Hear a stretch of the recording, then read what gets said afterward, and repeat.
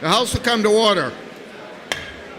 The chair recognizes the member from Auburn, Representative Osborne, who moves the House adjourned from the session of February 13, 2025. You ready for the question? All those in favor say aye. Those opposed, nay. The ayes have it, and the House is adjourned. The House will attend to a prayer by House Chaplain Reverend Jonathan Hopkins, pastor at Concordia Lutheran Church in Concord. Good morning. Let's pray. Dear God, we pray this day for good government, for democracy alive in our country and our state. We're thankful this day for people called to serve the people of the state of New Hampshire. We ask you to be with this body today as they set about their business. We pray that they may uphold the highest standards of their office. We pray that in making and passing of legislation, we may govern well by caring for all human life and happiness. That within this chamber, we might preserve the peace of our fellow citizens, promote their prosperity and happiness, cultivate a spirit of candor, moderation, charity, and forbearance towards one another.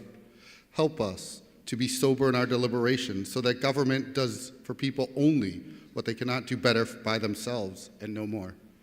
Help us never forget that government is we the people and not an alien power over us. The ultimate rulers of our democracy are not a president, senators, congressmen, government officials, but the voters of this country and state. Amen. The chair recognizes a member from Greenland, Representative Dennis Malloy, who will lead us in the Pledge of Allegiance.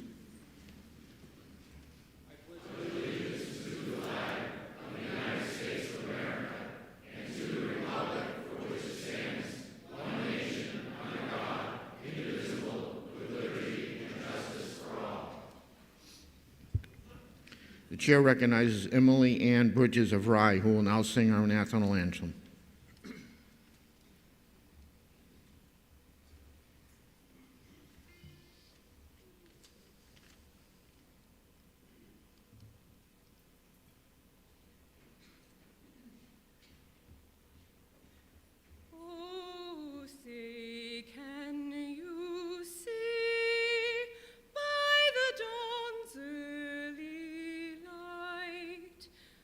So proudly we hailed at the twilight's last gleaming, whose broad stripes and bright stars through the perilous fight o'er the ramparts we watched were so gallantly streaming, and the rocket's red glare, the bombs bursting in air, gave proof through the night that our flag was still there.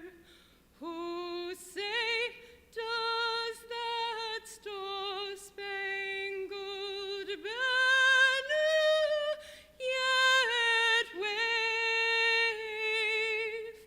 o'er the land of the free and the home of the brave?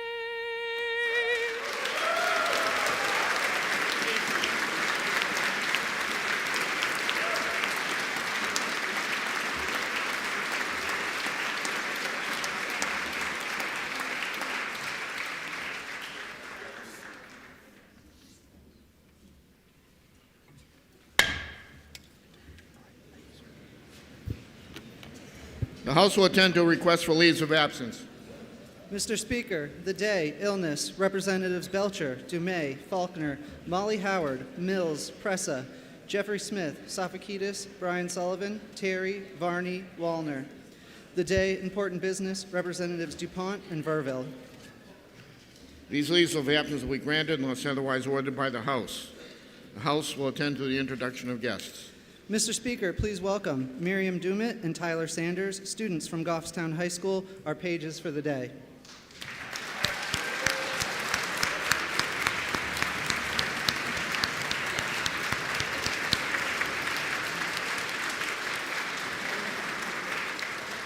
Mr. Speaker, please welcome Adam, Arya, and Arden Schran, husband and children of the singer, guests of Representative Malloy. The Honorable John Sabrowski, former member from Bedford, and Amanda Sabrowski, guests of Representative Gould. Wendy Larson and Maggie Ball, guests of Representative Balboni. Oscar Velasquez, guest of Representative Juris. Tom McManus, guest of Representative Maggiore. Christine Summers, wife of Representative Summers, and representatives from New Hampshire Life Sciences, guest of the Speaker. They are with us in the gallery today. Welcome to the New Hampshire House.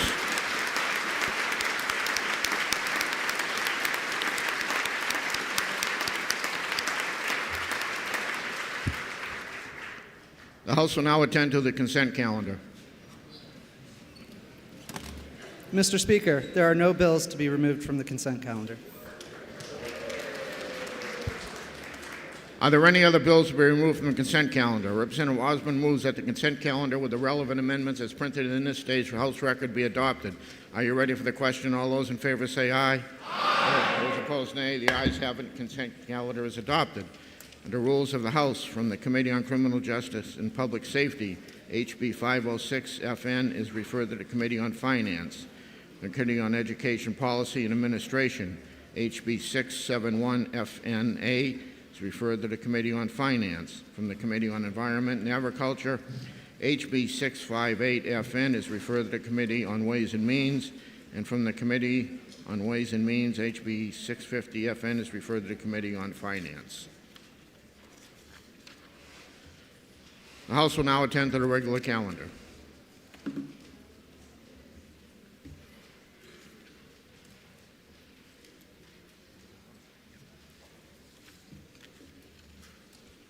Majority of the Committee on Science, Technology, and Energy, to which was referred House Bill 169 FN, Act relative to a quorum of the Public Utilities Commission, having considered the same, report with the same following resolution, resolved that it is inexpedient to legislate.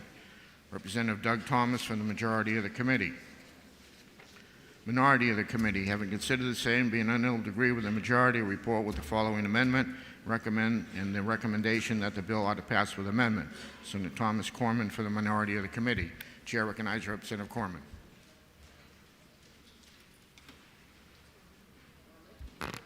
Chair recognizes Representative Corman. Thank you, Mr. Speaker. I'm over here on the other side. I figured I'd see what the view was like from here.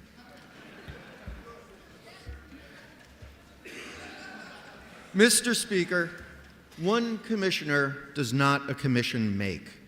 The commission I'm referring to is the PUC, the Public Utilities Commission. The PUC sets the rates for the regulated utilities. It also makes various rules. By statute, the PUC comprises 3 commissioners, one of whom chairs the commission. Also by statute, the PUC chair has the same powers and abilities and duties as any commissioner of an executive department. These powers include rulemaking, which is what this bill is about. Current statute says that the PUC chair can make rules on their own, regardless of whether the other 2 commissioners agree with the rules. This bill says that when the PUC adopts rules, at least 2 of the commissioners must agree to these rules because one commissioner does not a commission make. The only opposition to this bill in testimony came from the PUC.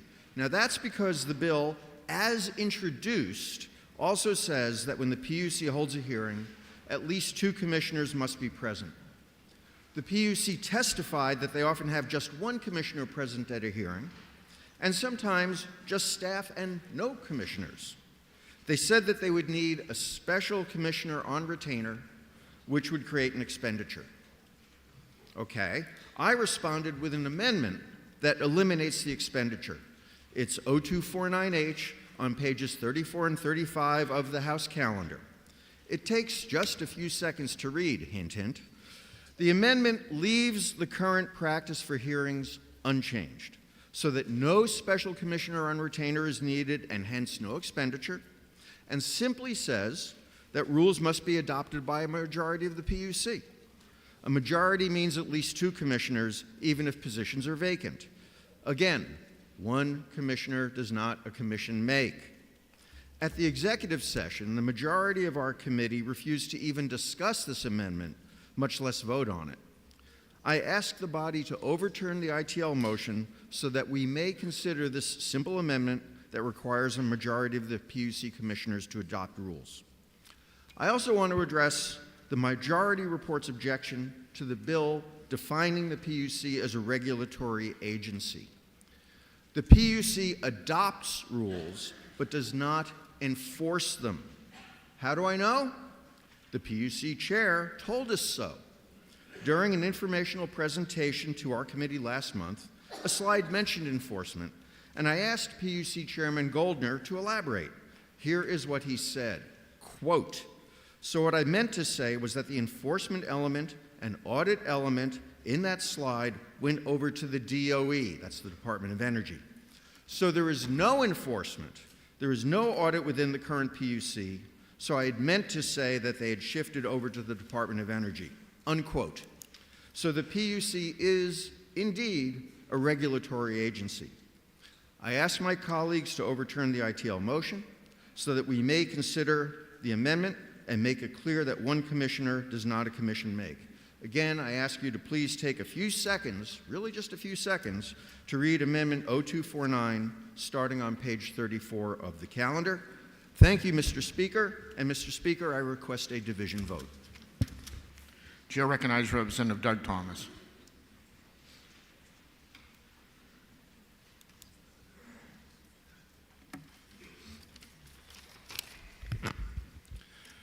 Well, thank you, Mr. Speaker. And Mr. Speaker, I'm sure you'd be happy to know that we're not going to be talking about energy technology or science on this bill. We're really talking more about common sense, which this bill lacks. Mr. Speaker, it is true that current law does not require commissioners to be at ordinary public hearings or any meetings where there's no binding vote. It is true that they have people called staff examiners that will listen to public hearings, and they'll provide these notes and transcripts to the commissioners so that when it does come time for a binding vote, as the law requires, 2 commissioners must be present for that binding vote. To do otherwise, like this bill implies, would merely delay greatly a lot of proceedings. Imagine, we only have 3 commissioners. So if 2 can't make an ordinary public hearing and they have to delay it, it could be weeks before that public hearing is done, further delaying PUC action. So it makes sense in this case that we don't require 2 commissioners to be at every single meeting that this bill would require. It's common sense. So, and although in the past, where in some cases where binding votes are required, the PUC has had to hire an extra commissioner to fill in at that time at some expense, this bill would require one to be held on standby virtually every time there might be any type of a gathering or meeting of the PUC, further incurring more expense. Again, it makes sense not to do that. And of course, the one person that did require this bill was the Office of Consumer Advocate and the primary sponsor, and they were the only people to speak on this bill, and the bill had very little public support. So I would say that instead of complicating and delaying the PUC's action, we should in fact take the common sense approach. Let's press the green button and ITL this bill. Thank you, Mr. Speaker. Representative Thomas has requested a division. Members, take your seats. This will be a division vote.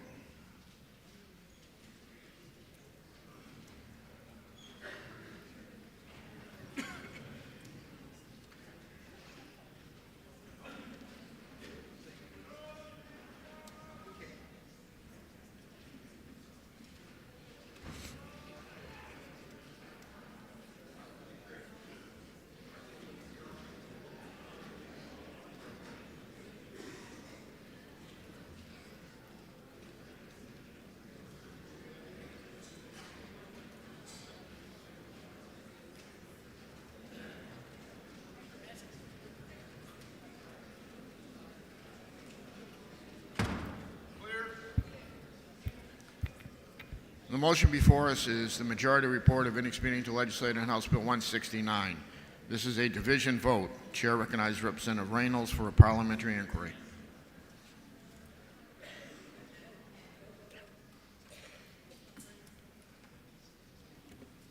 Thank you, Mr. Speaker. Mr. Speaker, if I know that governing bodies at all levels, such as town select boards, school boards, city councils, our state's Public Utilities Commission, and countless other local, state, and federal committees and commissions are composed of multiple members to ensure that a diverse range of perspectives and expertise are brought to bear on the decisions they make.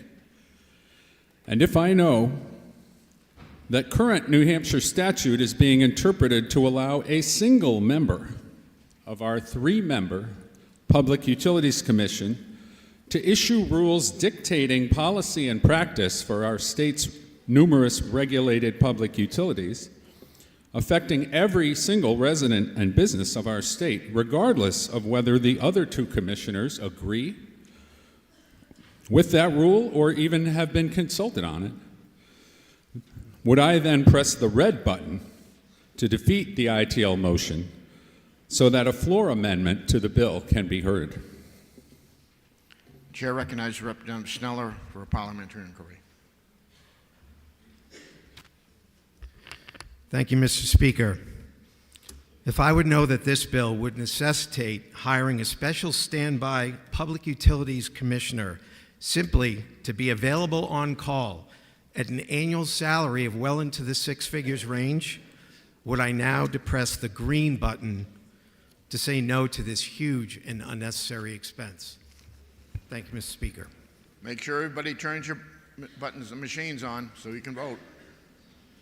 The motion before us is a majority committee report of inexpedient to legislate on House Bill 169. This is a division vote. If you're in favor, you'll press the green button. If you're opposed, you'll press the red button. Voting stations are open for 30 seconds.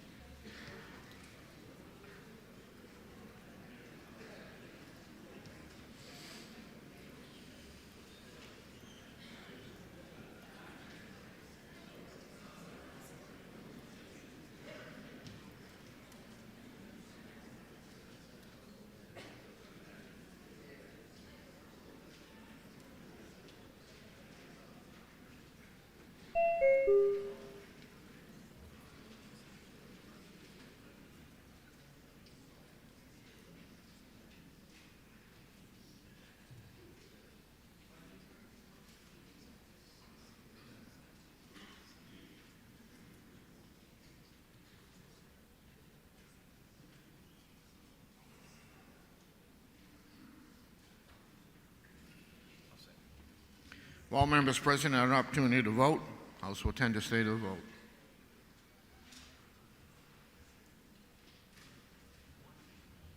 (203) voting yea, 160 voting nay. Committee report is adopted.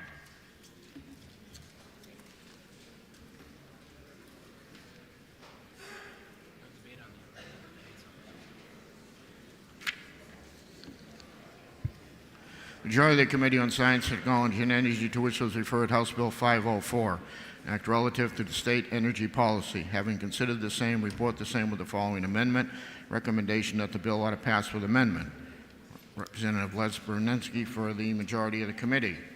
Minority of the committee, having considered the same and been unable to agree with the majority, report with the following resolution. Resolved that is inexpedient to legislate. Representative Dale Swanson for the minority of the committee. The amendment is 0215H, printed in House Record 12, page 38. Are you ready for the question on the amendment? All those in favor say aye. Aye. Those opposed, nay. The ayes have it, and the amendment is adopted. The chair now recognizes Representative Reynolds.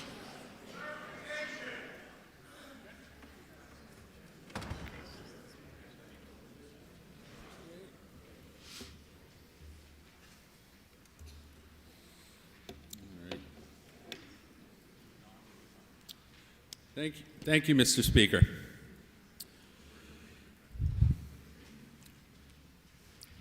Democrats on the Science, Technology, and Energy Committee feel that this new statement of energy policy for our state misses the mark in the following ways. By including the phrase, "to ensure the state's energy independence," this policy ignores the inescapable fact that New Hampshire is actually one of the most dependent states in the country when it comes to energy, which leaves our residents and businesses constantly exposed and vulnerable to perturbations in world energy markets from extreme weather events, accidents, war, acts of terrorism, or geopolitical changes anywhere in the world.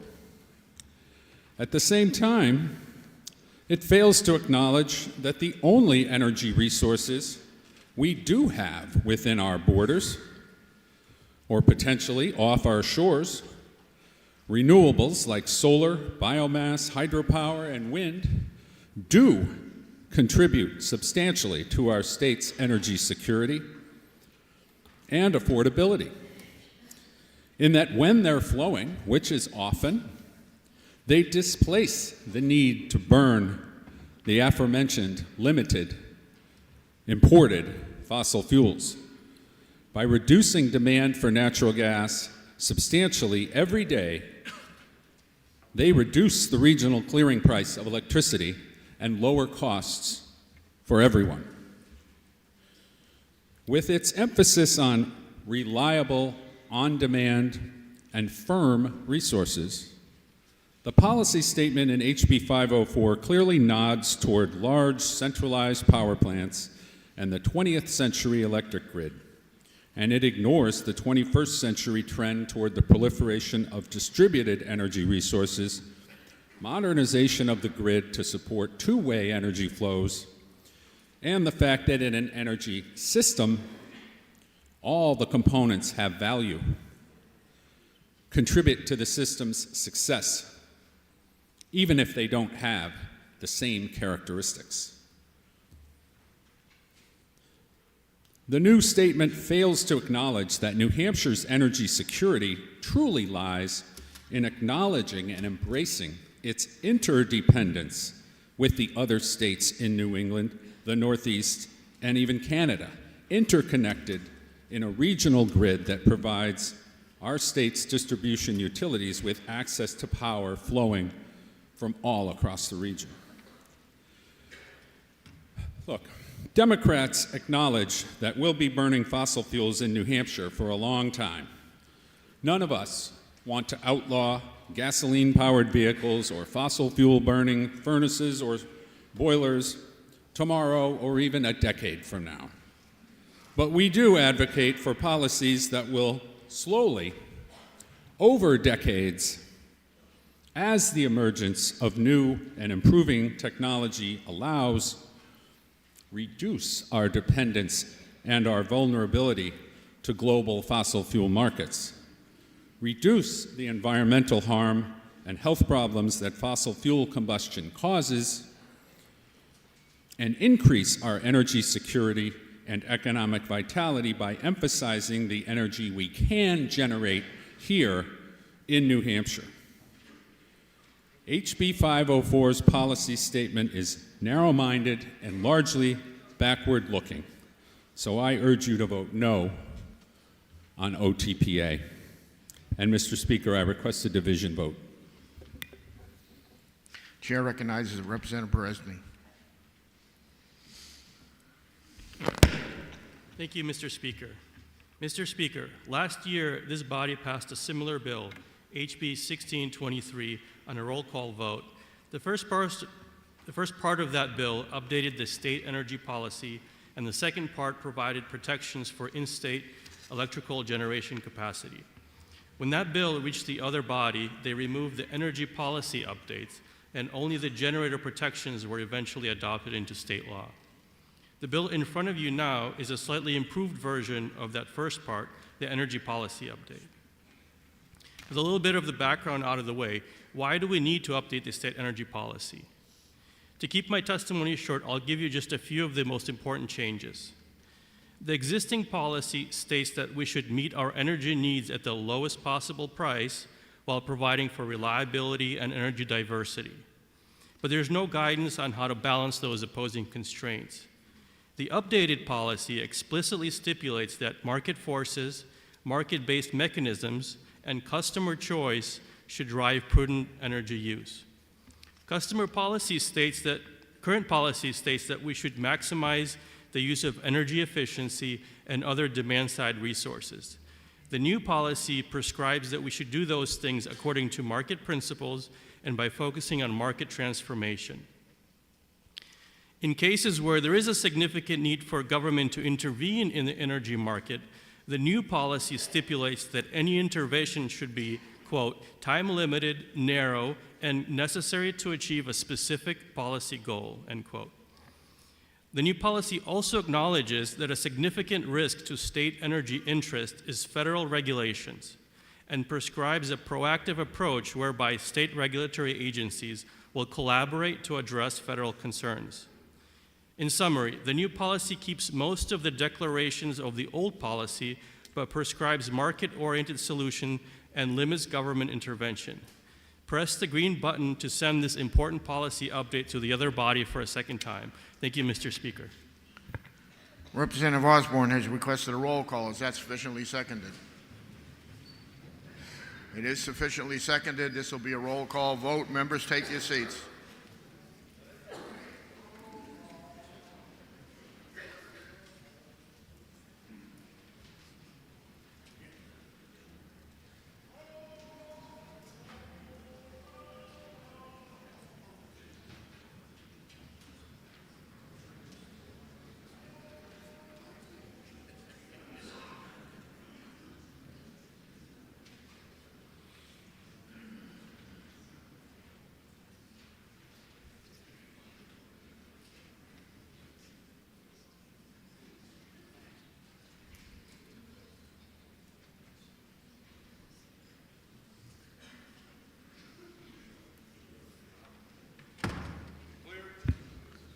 The motion before us is a majority committee report of order passed as amended on House Bill 504. This is a roll call vote.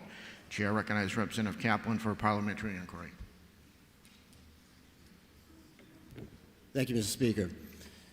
Mr. Speaker, if I know that the current state energy policy and this proposed energy policy share a similar first line calling for reliable, cost-effective, safe, and diverse energy sources. But, Mr. Speaker, if I know that this proposed policy adds a second line calling for a specific type of energy resource, which makes the first line meaningless because you can't have diverse energy resources while you're calling for a specific type of energy resource. Mr. Speaker, if I know that this new policy also adds a third line which calls for us to enhance so-called our state's energy independence, which is not a thing because we are part of a regional New England-wide electricity grid which benefits us with safe, reliable, cost-effective, and diverse energy resources for our people. Mr. Speaker, would I not then choose the official state energy policy, which is concise, reasonable, and well-balanced, and therefore useful, over this new policy, which is rambling, internally contradictory, and at times meaningless, by a simple push on the red button? Mr. Speaker, would I not then do that? Yes, I would, and so should you. Chair recognizes Representative Votes for parliamentary inquiry. Thank you, Mr. Speaker. Mr. Speaker, if I know that without dependable energy, our economy would falter and fail to thrive. Knowing this, would I now press the green button to support an emphasis on dependable energy in New Hampshire? Thank you, Mr. Speaker. The motion before us, majority committee report of order passed as amended on House Bill 504. This is a roll call vote. If you're in favor, you'll press the green button. If you're opposed, you'll press the red button. Voting stations are open for 30 seconds.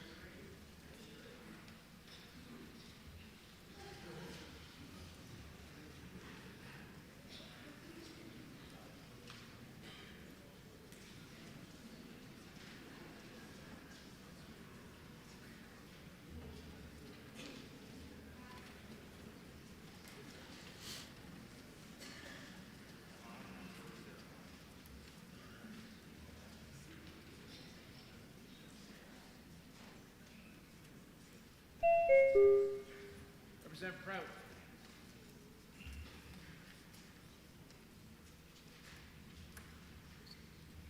all members present had an opportunity to vote, House will tend to say the vote. 204 voting aye, 165 voting nay. The committee report is adopted.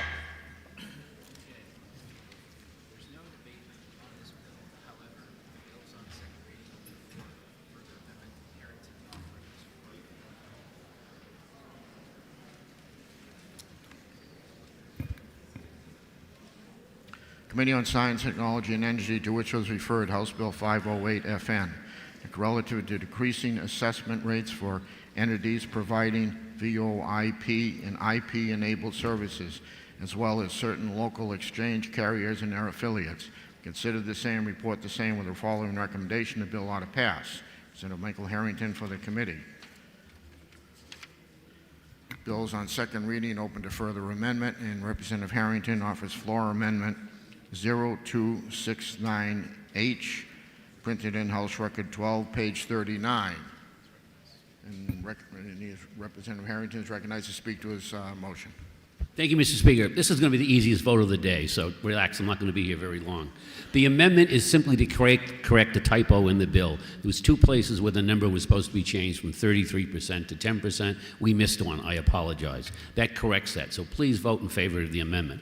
The main bill simply corrects a mistake that's been going on for a number of years. We almost completely deregulated landline telephones, but we kept charging them the same fee for regulation that they had in the past. So there's no sense in charging someone for regulation when they're not getting regulated. That bill corrects the problem, so please vote in favor of the amendment and then vote for the bill as amended. Thank you. The motion before us is Harrington Floor Amendment 0269H. Are you ready for the question on the amendment? All those in favor say aye. Aye. Those opposed, nay. The ayes have it. The amendment is adopted. The motion before us now is ought to pass as amended on House Bill 508 FN. Are you ready for the question? All those in favor say aye. Aye. Those opposed, nay. The ayes have it, and the committee report is adopted as amended.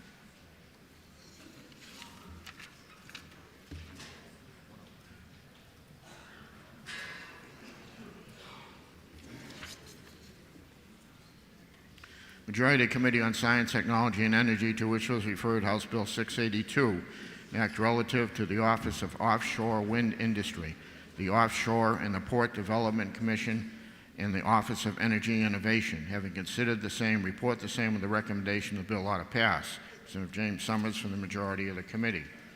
Minority of the committee, having considered the same and being unable to agree with the majority, report with the following resolution: resolved that it is inexpedient to legislate. Senator Wendy Thomas from the minority of the committee. Chair recognizes Representative Wendy Thomas.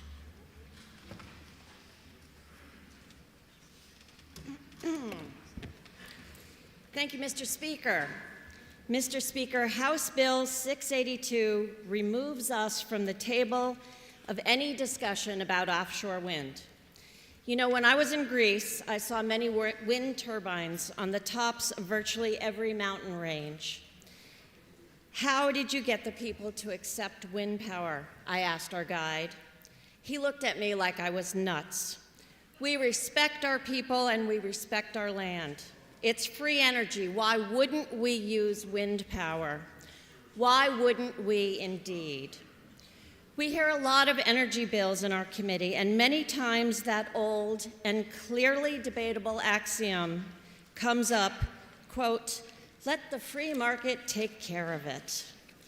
However, in order for a free market to be free, it actually needs to be free. One cannot support the idea of a free market on one hand, throttling an innovative market on the other hand, just because you don't understand it or because it can't be monetized in the same way that fossil fuels can. You either believe in a free market or you don't. And while the market is not favorable to offshore wind right now, it is expensive technology. Changes are being made on an almost daily basis. Improvements that will enhance performance and lower costs will be coming down the road. Removing us from this discussion is to put and keep New Hampshire's head into its very rocky sand. Also, let us not forget that wind power offers an economic stimulus for New Hampshire. New industry with good, clean energy jobs would be available to our workforce, something that is desperately needed in our state. New Hampshire's energy strategy is one of all of the above. It's a set of policies that support oil and natural gas and simultaneously every other form of domestic energy, including solar, wind, geothermal, and nuclear. Removing wind circumvents our agreed upon energy policy and unnecessarily restricts what we can use now or in the future. This bill hobbles us.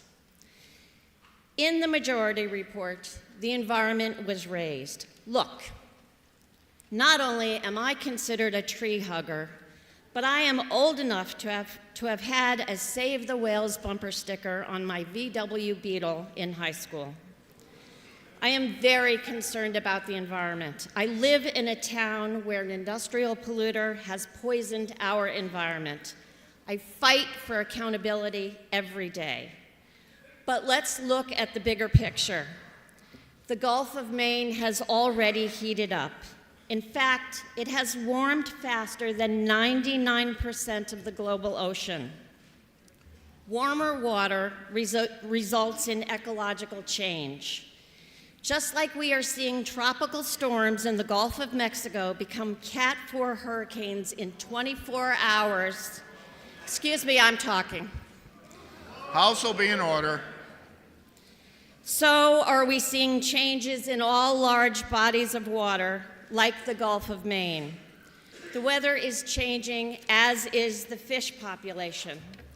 For example, lobsters are becoming more susceptible to shell disease and predatory fish because of warming water. Warming waters are also causing lobsters to migrate north and farther offshore to waters that are colder. Now let's talk about those whales that were mentioned in the majority report. There are ongoing fabricated stories about whales being harmed by wind power. We hear it all the time. It's kind of like that urban legend about that kid who died from eating Pop Rocks. However, according to NOAA, which is the National Oceanic and Atmospheric Administration, which is peer-reviewed, by the way, quote, "At this point, there is no scientific evidence that noise resulting from offshore wind site characterization surveys could potentially cause whale deaths. There is no known links between large whale deaths and ongoing offshore wind activities." And here's the thing. If you are truly concerned about whales, then you would do something about climate change. The rapid warming of the planet is leading to a loss of habitat for whales and greater competition for a diminishing amount of prey species. It is affecting the timing and ranges of their migration, their distribution, and even their ability to reproduce. Climate change and our reliance on fossil fuels is only going to accelerate those changes. So yes, although I no longer have my VW, I still believe that we need to save the whales. But it is not through stopping wind power, it will be through stopping our reliance on fossil fuels. Finally, let's talk about that executive order that was mentioned in the majority report that eliminates offshore wind. To date, the current administration has signed over 65 executive orders, many of which are currently being legally challenged with allegations that those orders are unconstitutional, exceed presidential authority, and infringe upon the First and Fifth Amendment rights. I'm not sure. The member Wilson. The member is requesting a point of order. They have to come down to the podium and state what their point of order is.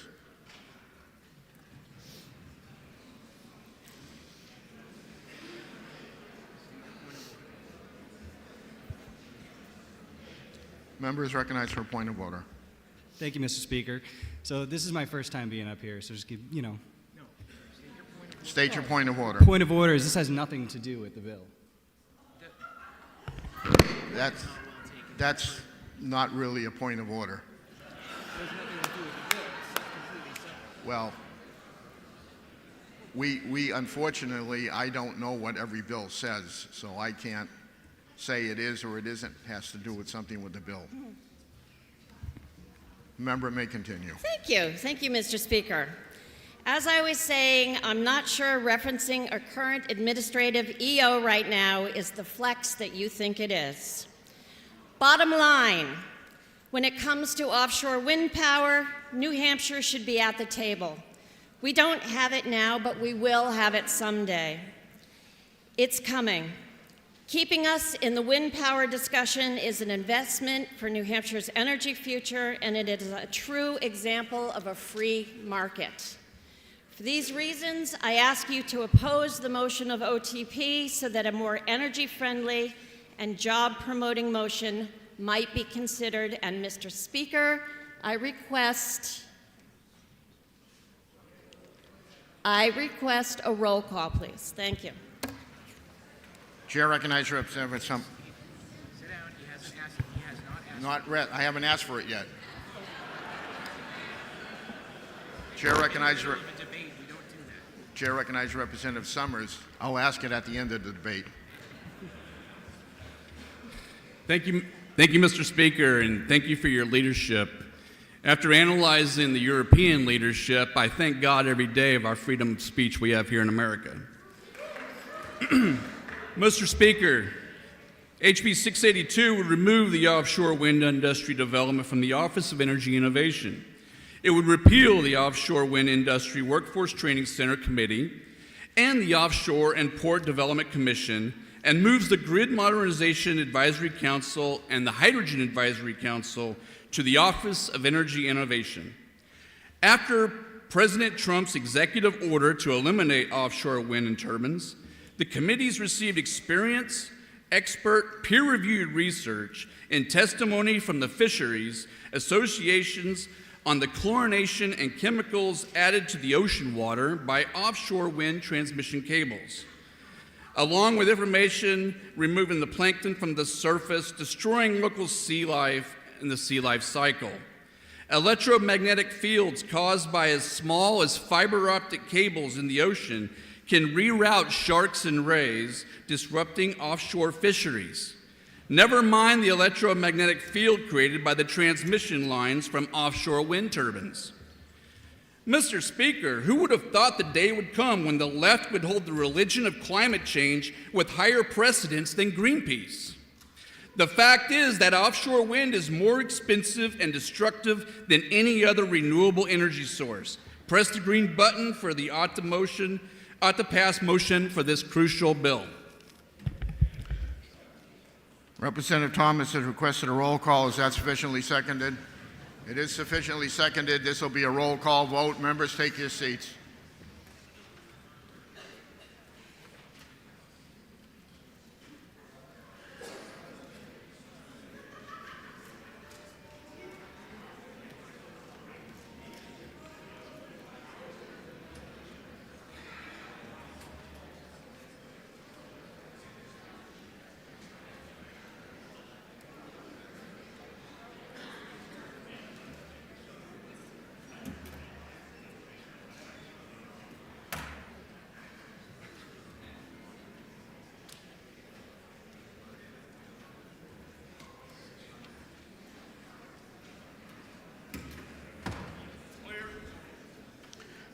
The motion before us is the Majority Committee report of how to pass on House Bill 682. This is a roll call vote. Chair recognizes Representative Corman for a parliamentary inquiry. Thank you, Mr. Speaker. Mr. Speaker, if I know that the market-based approach to energy that we embrace does not currently favor offshore wind, but if I also know that technology changes so that market conditions may someday be favorable to offshore wind, then, Mr. Speaker, would I press the red button to not prematurely lock out New Hampshire from the potential benefits of offshore wind. Chair recognizes Representative Bernardi for a parliamentary inquiry. Thank you, Mr. Speaker. If I know offshore wind is not free market, but is wholly government subsidized, and if I know the reorganization of the Office of Energy Innovation will bring efficiency and focus to important and emerging energy programs, would I push the green button?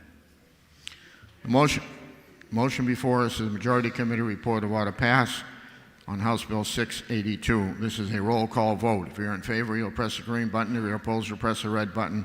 Voting stations are open for 30 seconds.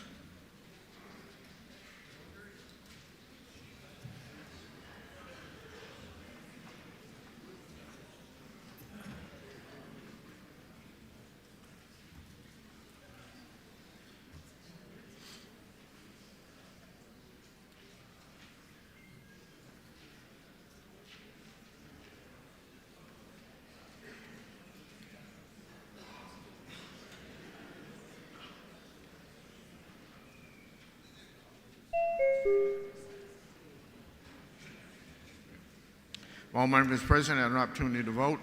House will tend to state of the vote.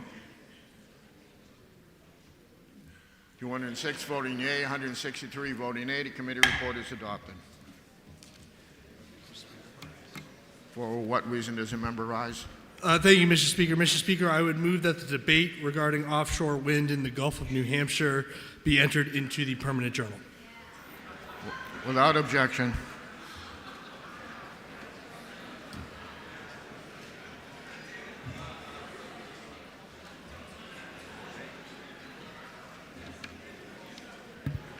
Committee on Transportation, to which was referred House Bill 260 FN, an act creating a commemorative license plate celebrating the 250th anniversary of Bunker Hill. Considered the same, report the same with the following amendment and a recommendation that the bill ought to pass with amendment. Representative Daniel Vayu for the committee. The amendment is 0139H, printed in House Record 12, page 36. Are you ready for the question on the amendment? All those in favor say aye. Those opposed, nay. The ayes have it. The amendment is adopted. The motion before us now is ought to pass with amendment. Are you ready for the question? All those in favor say aye. Those opposed, nay. The ayes have it, and the committee report is adopted.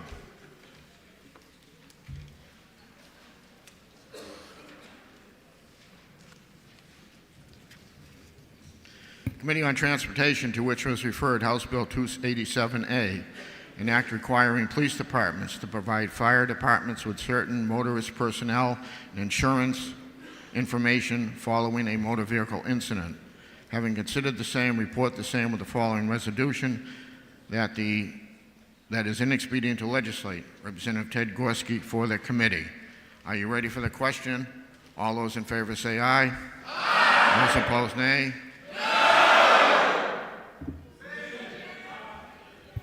Chair is in doubt on that. We will have a clarifying vote. Members, take your seats. Nobody in, nobody out.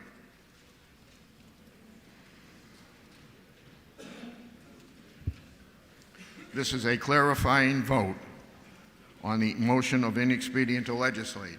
If you're in favor, you'll press the green button. If you're opposed, you'll press the red button. Voting stations are open for 30 seconds.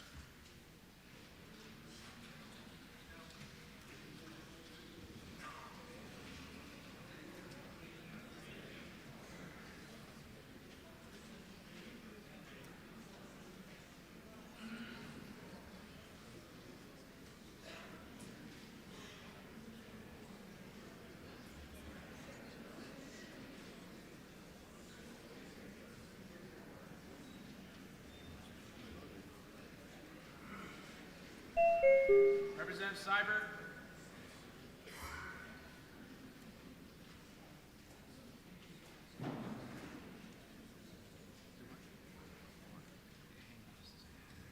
Representative Leafly.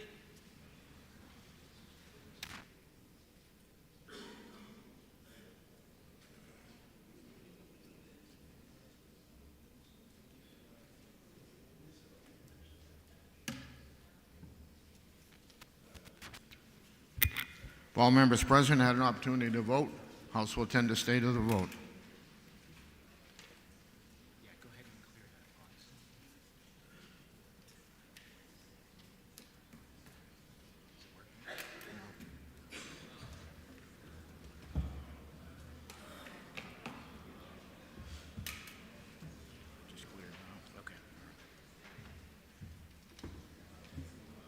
The magic of technology. The vote being 201 yea, 163 nay, committee report is adopted.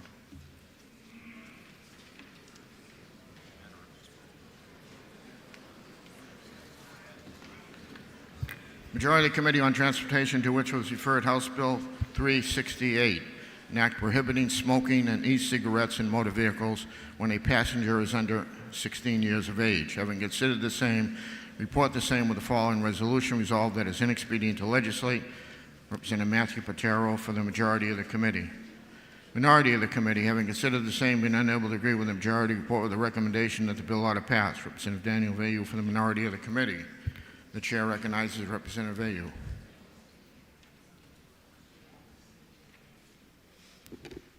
Thank you, Mr. Speaker. Mr. Speaker, if I know, I would like to speak about HB 368, a measure that focuses on a shared priority, protecting the health of our children. We talk about secondhand smoke. When we talk about secondhand smoke, we're not dealing with speculation or theory. The science is clear, the risks are real. We know that cigarette smoke contains over 7,000 chemicals, hundreds of which are toxic, and at least 70 known carcinogens. We know that when an adult smokes in a confined space like a car, the levels of dangerous pollutants can be up to 10 times higher than in a home. We know that a child's lungs, still developing and more vulnerable, absorb these chemicals at a higher rate. Exposure to secondhand smoke has been directly linked to higher rates of asthma and chronic respiratory infections in children, increased risk of sudden infant death syndrome, long-term effects including reduced lung function and greater susceptibility to disease later in life. But this is not just about traditional cigarettes. E-cigarettes or vaping devices also expose children to harmful substances. Researchers found that vape aerosol is not just harmless water vapor. It contains nicotine, fine metal particles, and volatile organic compounds that damage lung tissue. While adults make informed decisions about what they choose to inhale, a child in the backseat of a car has no choice at all. Some might say this bill isn't needed, that parents will make responsible choices on their own, and many do. But pediatricians, public health experts, and decades of research tell us that this remains a persistent health issue. A child trapped in a smoke-filled car has no escape. Rolling down a window does not eliminate exposure. Studies show that toxins still circulate and settle in the confined space. This bill simply ensures that when children are inside a vehicle, they are not subjected to something we know is harmful, preventable, and completely within our power to stop. HB 368 does not restrict adults from smoking or vaping in their daily lives. It does not apply in homes or other private spaces.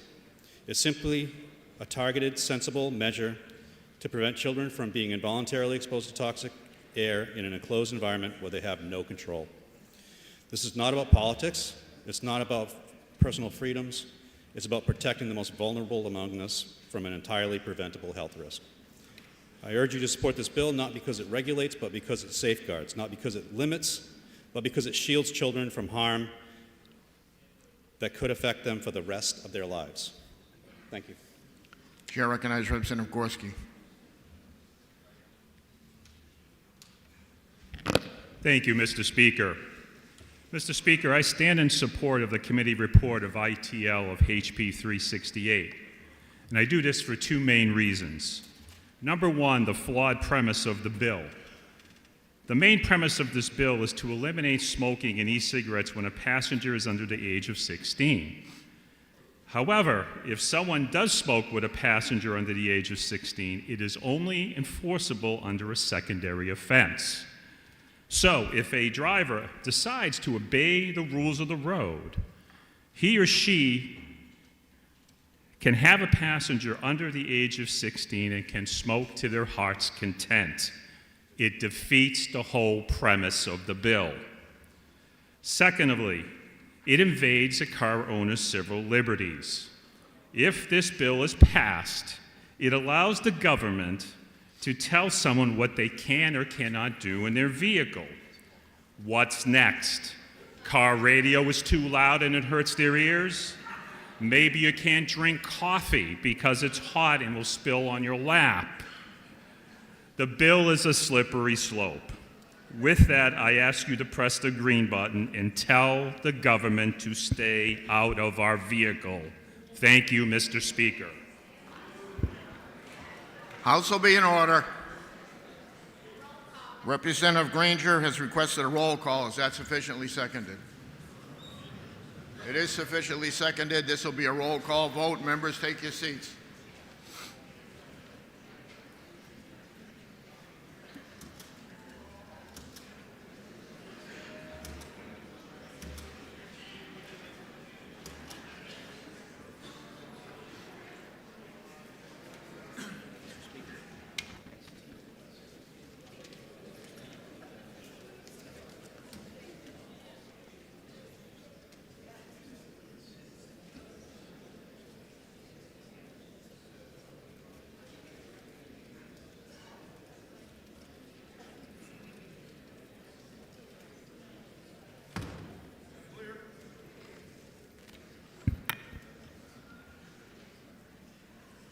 The motion before us is inexpedient. The majority committee report of inexpedient to legislate on House Bill 368. This is a roll call vote.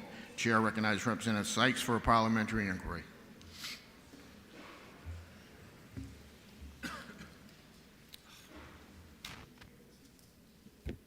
Thank you, Mr. Speaker. Colleagues, if I know that every child deserves the right to a safe and healthy environment, and if I also know that secondhand smoke is a proven hazard, not only to everyone's health, but particularly to children's health. And finally, if I know that a child is often required to ride in a vehicle where the adults are smoking and they have no choice but to do so, would I now vote no on the pending ITL motion so that another motion can be introduced? Chair recognizes Representative Gorski for a parliamentary inquiry. Thank you, Mr. Speaker. Mr. Speaker, if I know that this bill, if passed, will infringe on the civil liberties of smokers and drivers, and if I know that the premise of this bill is flawed, then would I press the green button to support the ITL motion? Thank you. The motion before us is the majority committee report of inexpedient to legislate on House Bill 368. This is a roll call vote. If you're in favor, you'll press the green button. If you're opposed, you'll press the red button. Voting stations are open for 30 seconds.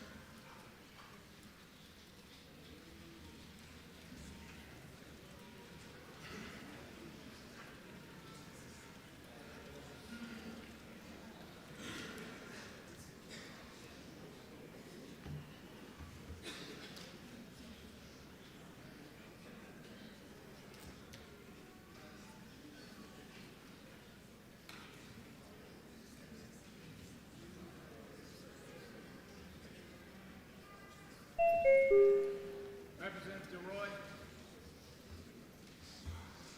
You have to give me a thumbs up or down. Thank you.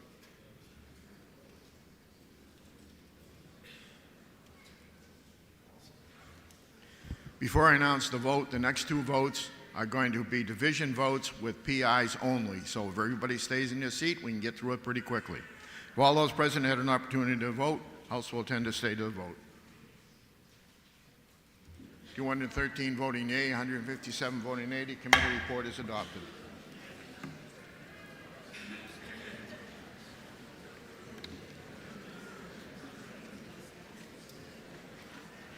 Majority of the Committee on Ways and Means, to which was referred House Bill 255FN, an act increasing the percentage of revenue deposited in the Education Trust Fund from the business profits tax. Considered the same, report the same with the following resolution.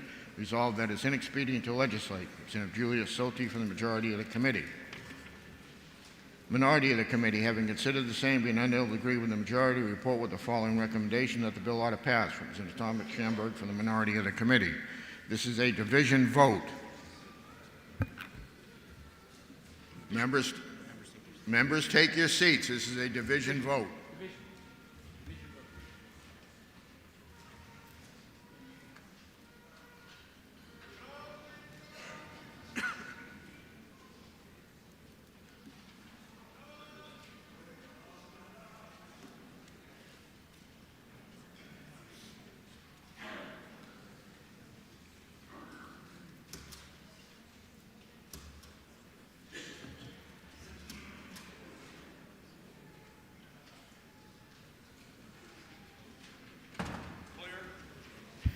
The motion before us is the Majority Committee report of inexpedient to legislate on House Bill 255. This is a division vote. The chair recognizes Representative Schomburg for a parliamentary inquiry.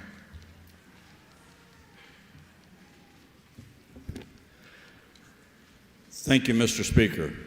If I know that changing the percentage of the business profits tax per Section 77A20 that is deposited in the Education Trust Fund from 41% to 59% would add an estimated $158 million for public education student aid, and if I know that this percentage change would not increase the business profits tax rate, but would provide for property tax relief by increasing funding for public education, Mr. Speaker, would I now push the red button so that another motion could be made?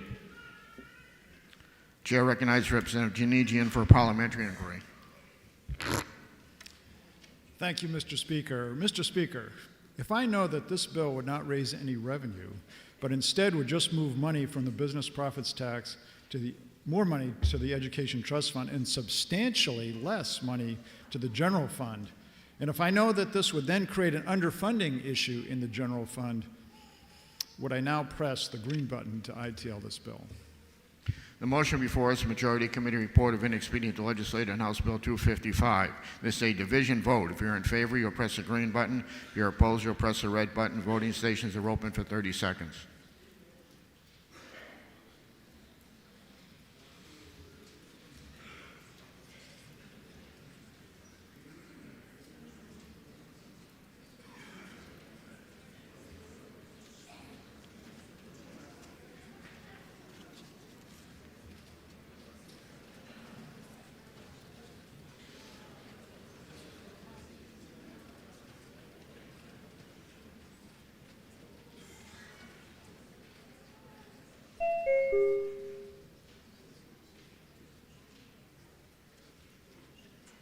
Stop.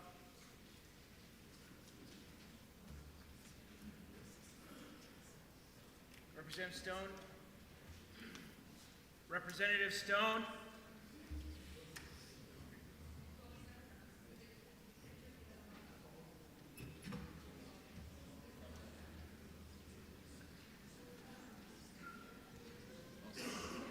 All members present had an opportunity to vote. House will tend to stay the vote. 341 voting aye, 29 voting aye. Committee report is adopted.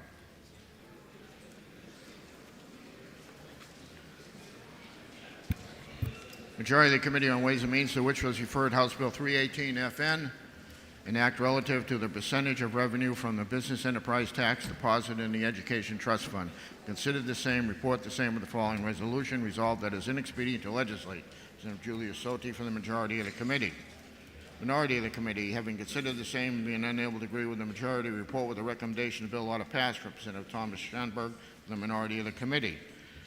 This is going to be a division vote. Members, take your seats.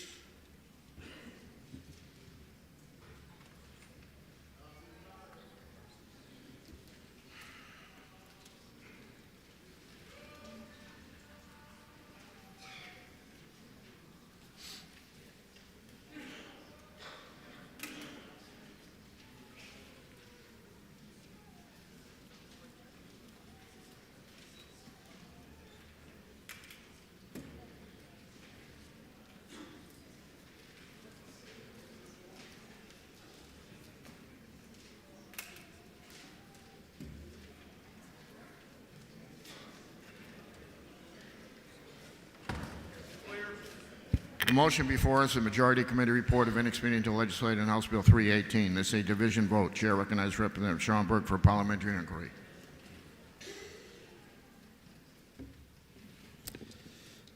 Thank you, Mr. Speaker. Mr. Speaker, if I know that changing the percentage amount of the business enterprise tax per section 77E14 from 41% to 59% would add an estimated $68 million to the Education Trust Fund, and if I know that this 43.9% increase would provide an option for the legislature to address adequate funding issues for public education and property tax relief, would I now push the red button so that another motion could be made? Chair recognizes Representative Janigian for a parliamentary inquiry. Thank you, Mr. Speaker. Mr. Speaker, if I know that this bill is very similar to the last one and that a 16-4 bipartisan vote of the committee thought this bill should be ITL'd, then would I press the green button to ITL this bill? The motion before us, the Majority Committee report of inexpedient to legislate on House Bill 318. This is a division vote. If you're in favor, you'll press the green button. If you're opposed, you'll press the red button. Voting stations are open for 30 seconds.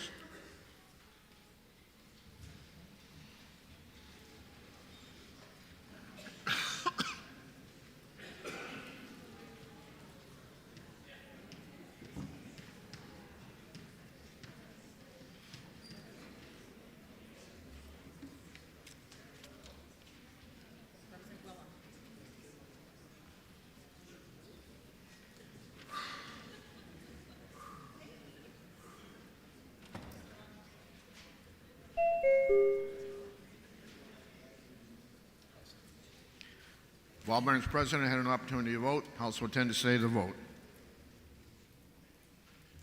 340 voting yea, 28 voting nay. Committee report is adopted.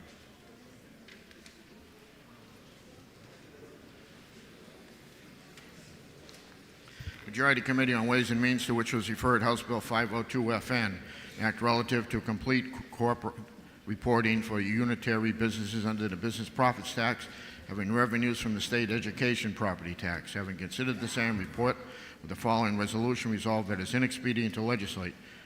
Representative Jordan Ullery for the majority of the committee. Minority of the committee, having considered the same, being unable to agree with the majority, report with the recommendation that the bill ought to pass. Representative Thomas Opal for the minority of the committee. Chair recognizes Representative Opal.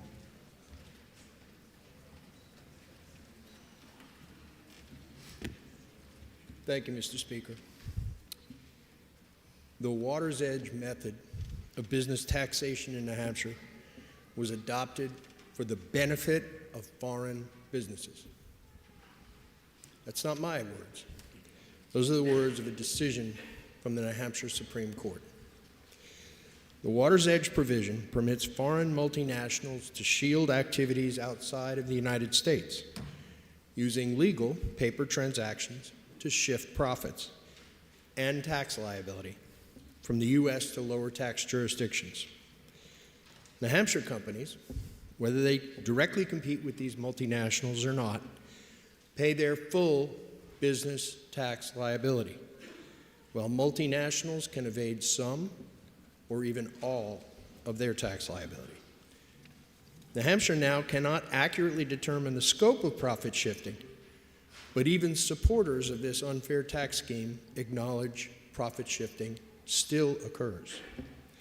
Sound tax policy, our state and federal constitutions, and the rule of law all dictate equal treatment, which is exactly what HB 502FN, complete corporate reporting, would achieve. With complete corporate reporting, all companies, whether based in Manchester, New Hampshire, or Manchester, England, would report all of their activities across the globe. The New Hampshire tax liability could then be precisely determined by comparing Granite State activity to global activity, finally leveling the competitive playing field for all businesses operating in New Hampshire.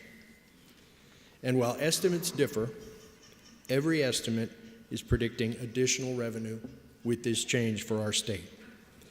And we believe those additional dollars could go to property tax relief by providing additional support for public schools. This bill does not impose a new tax. It simply makes foreign multinationals subject to the same rules as every other enterprise doing business in the Granite State. Now, you may hear all sorts of complicated arguments against what is basically a simple idea. You may hear that no other state relies on complete corporate reporting, also known as worldwide combined reporting, but in fact, several states do employ versions of it. Some may worry that New Hampshire will be the first to truly adopt complete corporate reporting, but this is the first in the nation presidential primary state, and this was the first state to adopt a statewide lottery. The majority report says the commission that studied this issue rejected it 7-1. But I would point out in that report, 3 members explicitly said they were not taking a position on that issue. Fundamentally, the opposition boils down to this: change is too hard. But the fact is, it's not.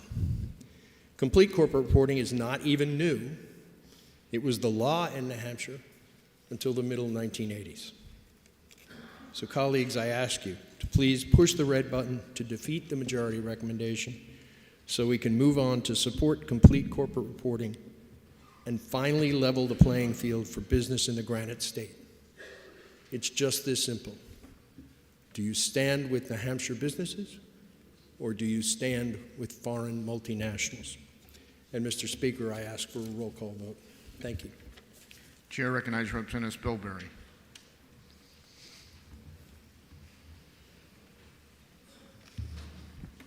Thank you, Mr. Speaker. Mr. Speaker, HB 502 represents an effort to revive an obscure business tax methodology that New Hampshire adopted in 1981 and repealed by 1986 in a nationwide wave of rejection, enjoying an ultra-short lifespan 40 years ago.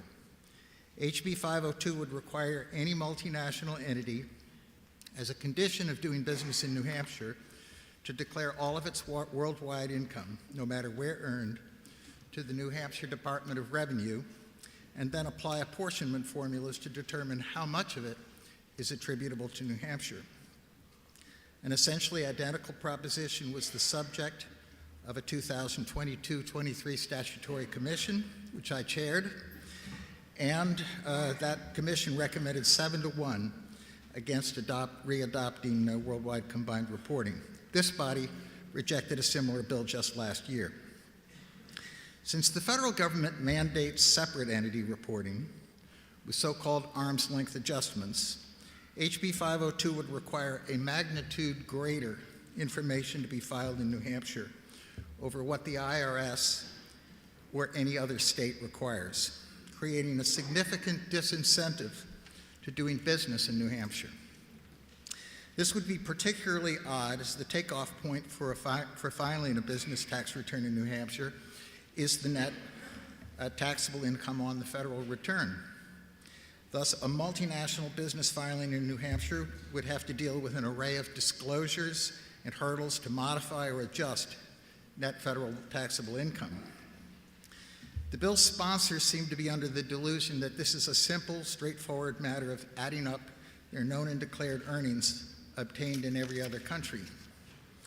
But net taxable incomes as declared in other countries may have little relationship to ours, as countries vary greatly in their accounting conventions, reporting requirements, tax schemes, and rules, not to mention languages and currencies.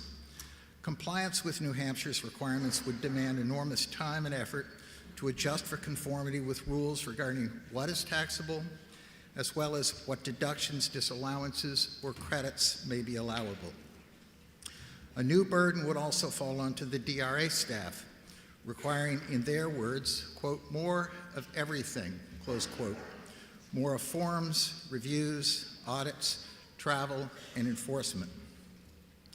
The sponsors presume that this requirement will inevitably bring greater business tax revenue to New Hampshire's coffers, but in fact, it's not obvious that it will increase New Hampshire revenues.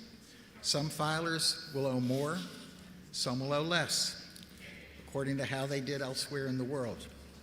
So there will be winners and losers amongst tax filers, and those that are losers this year may be winners next year. And nobody can guess whether New Hampshire's business revenues will be the winner in any given year. Determining a business's liability for tax on profits earned in New Hampshire by measuring it everywhere else is a convoluted approach that would not provide the benefits the sponsors imagine and might even result in reduced revenue in New Hampshire, all while alienating multinational organizations, both US-based and foreign-based, from doing business here.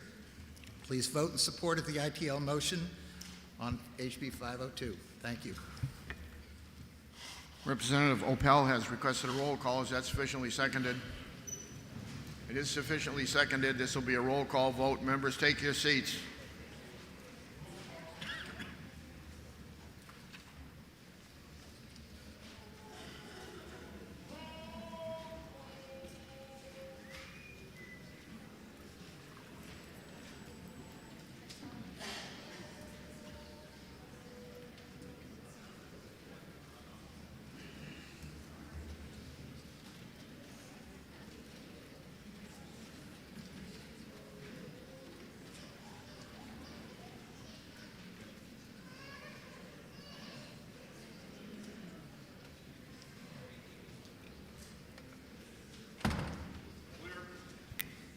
The motion before us is a majority committee report of any expedient to legislator in House Bill 502. This is a roll call vote. Chair recognizes Representative Schaumburg for a parliamentary inquiry.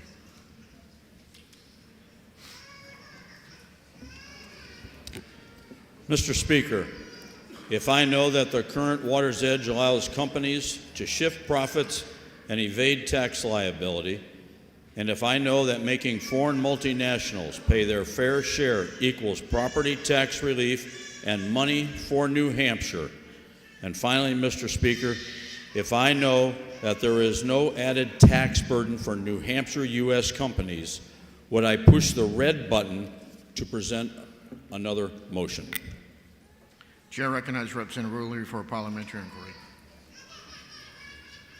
Thank you, Mr. Speaker. If I know this bill is based on a failed overtaxation policy, that it costs money to implement, that it reduces revenue, and it encourages businesses to leave New Hampshire, would I push the green ITL button? The motion before us, majority committee report of inexpedient to legislate on House Bill 502. This is a roll call vote. If you're in favor, you'll press the green button. If you're opposed, you'll press the red button. Voting stations are open for 30 seconds.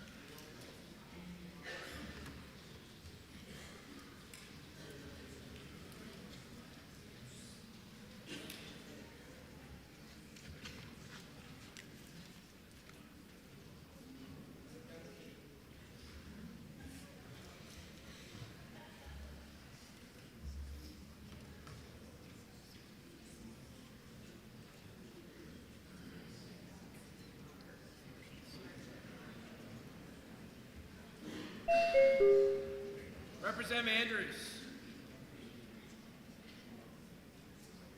Up or down, please, Representative.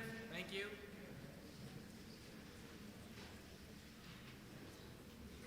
Representative Schmidt.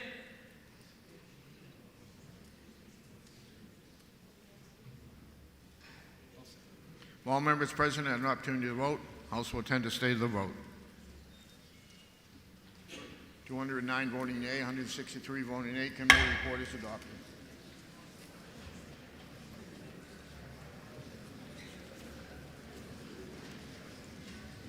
Majority Committee on Children and Family Law, to which was referred House Bill 243 FN, Act relative to the penalty for the false reports of suspected abuse and neglect made to the Division of Children, Youth, and Families. Having considered the same, report the same with the following resolution. Resolved that it is inexpedient to legislate. It's an opinion. Representative Peter Paterno from the majority of the committee. Minority of the committee, having considered the same and being unable to agree with the majority, report with a recommendation that the bill ought to pass. Representative Jody Nelson from the minority of the committee. Chair recognizes Representative Nelson. Thank you, Mr. Speaker. Child abuse is one of the most heartbreaking issues in our society. It's a reality that no child should ever have to endure. And we have a responsibility to protect vulnerable children from harm. But as much as we need to focus on preventing real abuse and ensuring children's safety, we also must address the serious problem of false reporting. The consequences of false reporting are profound. False accusations can destroy lives, damage reputations, and undermine the very systems designed to protect children. When false reports are made, valuable resources are diverted away from those who truly need help and create unnecessary panic, distrust, and confusion. House Bill 243 establishes civil and criminal liability consequences for those who would make malicious false reports in order to weaponize the system. Anyone participating in good faith in the making of a report or who provides information or assistance pursuant to a good faith report of child abuse or neglect is immune from any liability, civil or criminal. Various studies and experts estimate that between 30 and 50% of child abuse claims in high conflict custody cases may be false. The parent who is the target of false accusations could lose custody or visitation rights with their child. Being falsely accused of abuse can affect their employment and social relationships, put an immense strain on their finances, and in extreme cases, they could face criminal prosecution resulting in jail time. Most disturbing is that the damaging effects of false allegations on children can last a lifetime. Potentially, each time a report is filed, the child may have to undergo unnecessary and sometimes very intrusive medical exams. Physical evaluations may be performed, and the child may undergo repeated questioning by caseworkers, therapists, police investigators, and child advocates. Child care providers and daycare centers are also targets of false reporting from disgruntled former employees and sometimes former clients. An investigation into the alleged abuse can bring severe legal and financial consequences for the child care provider. The child care provider may be suspended from their job or the center temporarily closed while the investigation is conducted. Child care providers rely heavily on their reputation and trust within the community to continue their work. False accusations can severely damage this trust. The immediate suspension or termination of the provider from their position can lead to disruption in the care of the children. This disruption can create emotional instability and confusion for children and can have a significant negative impact on the parents as they have to find alternative care or miss days of work, resulting in lost wages or putting their employment in jeopardy. I actually have had experience with this nightmare, so I know all of the above to be true. One evening, I received a phone call telling me that our home daycare was being investigated for child abuse. This woman had lovingly cared for 3 children in our extended family over the years, and I was shocked. I told the caseworker that I was sure there has to be a mistake, that our Sharon was a wonderful mother and her youngest son was 17 years old. I was confused. The worker next said, "No, Mrs. Nelson, she is accused of abusing children at her home daycare, including your daughter, and you will have to immediately find alternative care until our investigation is completed." Well, the case was investigated and closed in a timely manner. A new neighbor who didn't like the sound of children playing next door filed a false report in the hopes that the children would go away as a result of their accusation.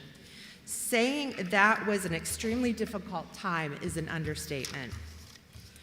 The U.S. Department of Health and Human Services states that studies estimate that approximately 1% to 8% of all reports to CPS are malicious or false.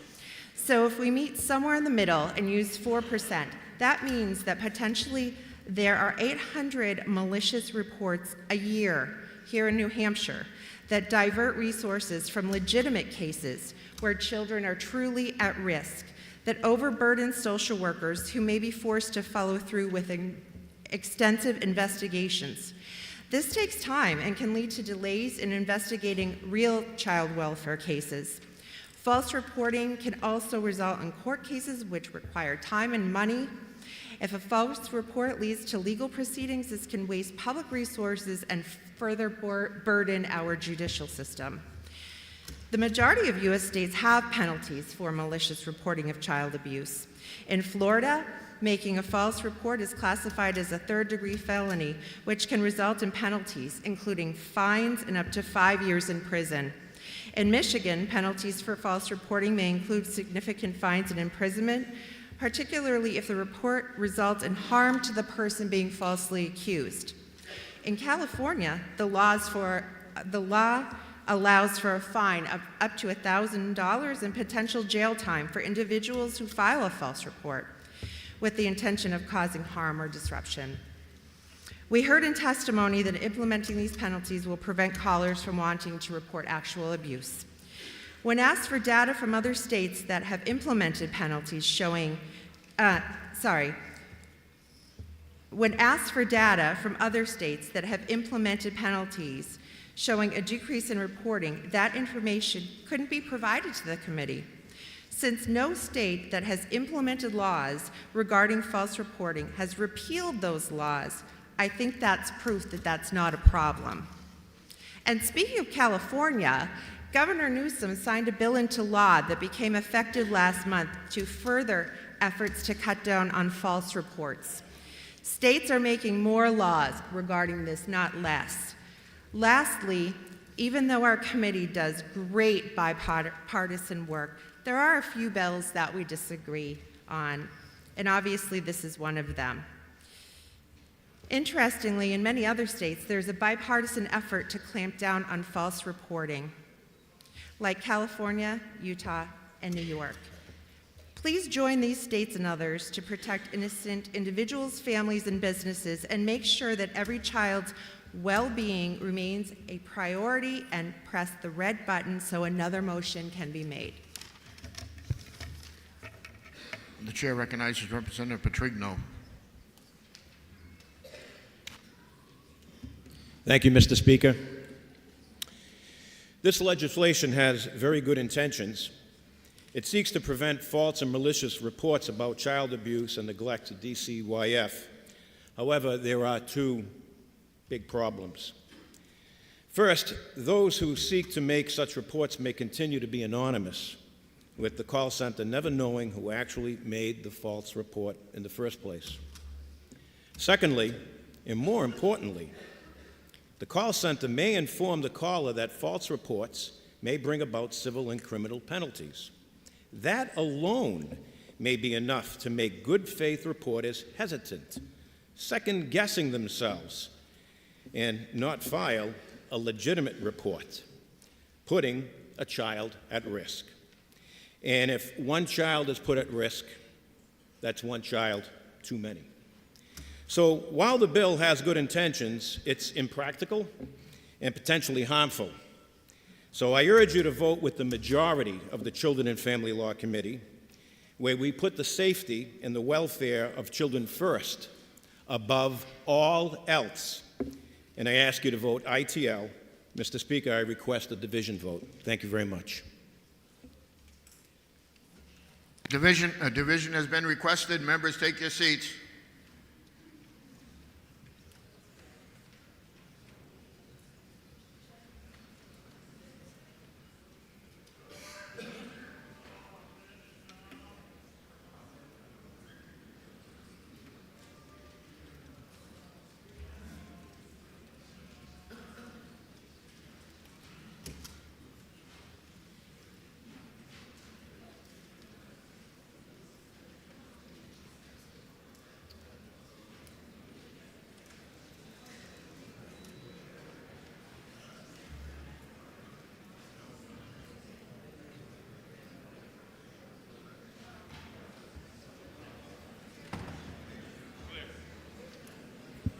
The motion before us, Majority Committee Report of Inexpedient to Legislate on House Bill 243.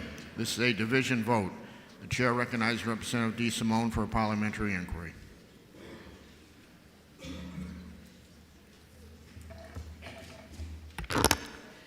Thank you, Mr. Speaker. Mr. Speaker, if I know that this will not prevent anybody from calling anonymously, but it will allow the intake people to recognize voices and phone numbers to recognize the false reporters. If I also know that according to the Parents' Rights Foundation national statistics, 83% of child abuse and neglect cases are false reports in states with penalties or false reports, it is 96% in the states where there is no penalty against false reporters. The difference of 2,600 calls or reports that could delay saving a true victim, where there are about 20,000 calls made to DCYF right here in New Hampshire. 10,000 are weeded out and less than 1,000 actually go to court. The concern, if I know that one concern is the fear of good callers will avoid calling, I think I debunked that in my first. Finally, Mr. Speaker, if I know that false reports harm not only the parents, but more the children, and that's a concern of DCYF and Children and Family Law that I have heard time and time and time again in my 17 years of serving. So, Mr. Speaker, I ask that everybody vote red so an alternative motion can be brought. Thank you, Mr. Speaker. Chair recognizes Representative Gregg for a parliamentary inquiry. Thank you, Mr. Speaker. Mr. Speaker, if I understand that other states that have successfully enacted such legislation do not have anonymous reporting, and if I also understand that if I was doing something for nefarious purposes, I would certainly not be giving my name, and if I further understand that this bill does not compel nor mandate someone to give their name, rendering this an unsuccessful way to handle this, would I not press the green to agree with the majority of the bipartisan committee? Thank you. The motion before us, Majority Committee Report of Inexpedient to Legislate on House Bill 243. This is a division vote. If you're in favor, you'll press the green button. If you're opposed, you'll press the red button. Voting stations are open for 30 seconds.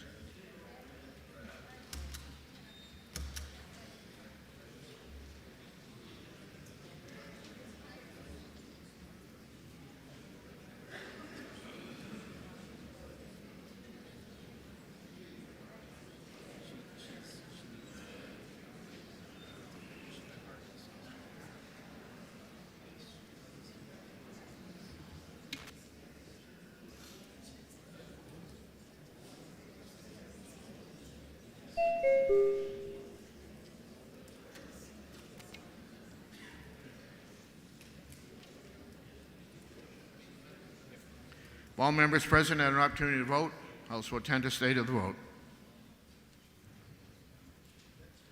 165 voting yea, 205 voting nay. The motion fails. Representative Nelson moves ought to pass. Are you ready for the question? All those in favor say aye. Aye. Those opposed, nay. No. The ayes have it, and the motion of ought to pass is adopted.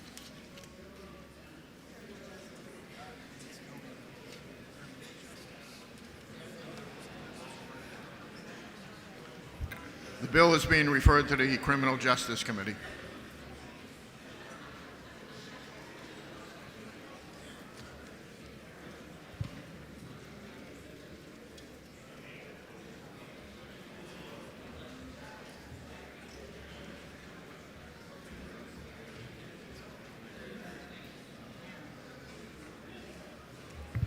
Majority Committee on Criminal Justice and Public Safety, to which was referred House Bill 56 FN, an act requiring a background check and mandatory waiting period during certain firearm transfers.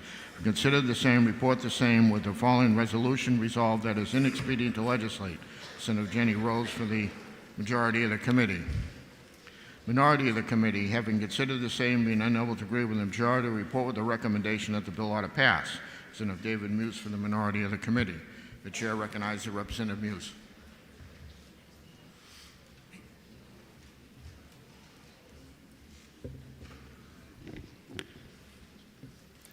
Thank you, Mr. Speaker. In this body, most of us aren't shy when it comes to using our legislative authority to support victims. While we may have our differences, victims of violent crime and domestic abuse have many friends in this legislature. But there are two sets of victims that far too many of us prefer not to think about or not to see. These are the victims of gun violence and firearm suicide in our state. Today I come before you to ask for your help in passing a common-sense public safety bill that would change this by doing two things. First, HB 56 at long last would implement a universal firearms background check process for our state. And secondly, it would establish a minimum 72-hour waiting period before a firearms transfer can take place. The bill has two main goals. The first is to reduce the risk of firearms from falling into the hands of felons, protective order violators, domestic abusers, and people whose severe mental illness makes them federally ineligible to purchase firearms. The second goal is to help reduce gun homicides and suicides in our state by creating a 72-hour buffer of time that can help people who are in crisis or who are considering suicide or an impulsive act of violence. Currently in New Hampshire, a firearms background check is only required when a firearms purchase is made from a federally licensed dealer. While it's a felony in New Hampshire to sell or transfer a firearm to a convicted felon, enforcing this prohibition is a challenge because of a critical loophole. In our state, we don't require background checks for private sales that don't involve a licensed dealer. This loophole creates a dangerous loophole in our law. It not only makes it easier for a convicted felon to obtain a firearm, but it also makes it easier for domestic abusers and other people that our laws have already determined pose a public safety risk high enough to prohibit them from owning a firearm. Under the bill, transfers between private parties will be facilitated by a federally licensed firearm dealer at their place of business. The role of the dealer will be to initiate the background check process, to notify the parties of the result, and if the background check clears, to complete the transfer between the two parties. Unlike past attempts to pass a bill like this bill does not try to parse the difference between a commercial sale and a private sale. With a handful of sensible objections, this bill simply requires a background check facilitated by a federally licensed firearms dealer for the transfer of ownership of a firearm where neither party is a licensed firearms dealer. Also, in response to feedback from gun owners, this bill does carve out sensible exemptions for certain types of transfers. Among them are gifts and inheritances between immediate family members, as well as temporary transfers between hunters and target shooters who simply want to try out another shooter's weapon. Another key part of the bill is a minimum 72-hour waiting period between the time a background check is initiated and the transfer of the firearm to the new owner. Currently, there is no waiting period, and a weapon can be transferred as soon as a background check clears. Under this bill, the waiting period would start immediately after the initiation of the background check by the dealer. If the background check clears, the waiting period would expire after 72 hours after the process was first initiated by the dealer. To be clear, no transfer could take place until the background check clears, even if it takes more than 72 hours. For people in crisis, a brief mandatory waiting period can mean the difference between life and death. During the public hearing, we heard from a Hooksett mother who lost her 21-year-old son to suicide with a firearm he had just purchased. We also heard testimony from the New Hampshire Psychiatric Society that suicide attempts are often impulsive, singular tragedies that involve little planning.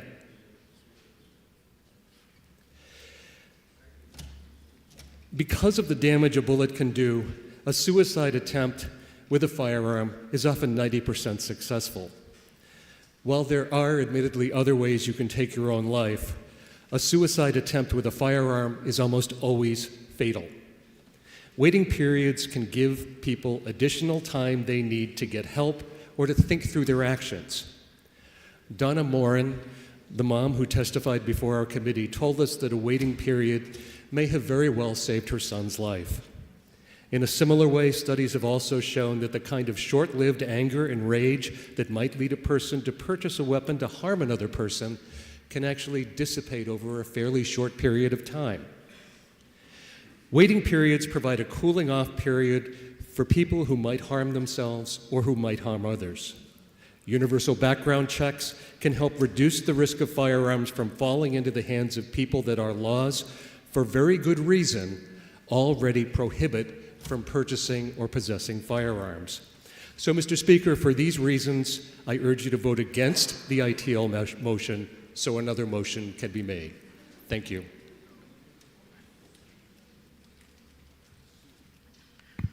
Chair recognizes Representative Rhodes. Thank you, Mr. Speaker. I know many of you might be thinking it seems like we're going to hear a lot of the bills again today. They've been all resurrected, and you're right. But this one is different. I'm going to tell you why. We keep on hearing that this is about suicide prevention. But when asked in the committee about a woman that maybe is the victim of domestic violence, why would there not be an exception for her if she wanted to go purchase a firearm? Because that exception was in there last year. We were told, well, because most likely she's not trained and doesn't know how to use the firearm properly. I'm certain that we don't have a law that says you have to be trained. We probably should be careful because that will be next, but we'll kill that one too, Mr. Speaker, don't worry. We also heard that there's not an exception for anybody that might be a hunter or somebody that might already own one firearm or 100 firearms. So I'm not really sure the reason for the waiting period, especially waiting 72 hours after your criminal background check has already come back. We keep on being told this is about suicide prevention. But the very people that are bringing us this bill, telling us this is about suicide prevention, are voting for an assisted suicide bill. Make that make sense. It seems to me if this was really about suicide prevention, we would have the reasonable exceptions that should be in here, even though those were killed, albeit those were killed last year as well. But it seems given all the talk about one thing, but nothing that actually shows that what's it about, I would have to say, Mr. Speaker, this is simply about control. Representative Granger has requested a roll call. Is that sufficiently seconded? It is sufficiently seconded. This will be a roll call vote. Members, take your seats.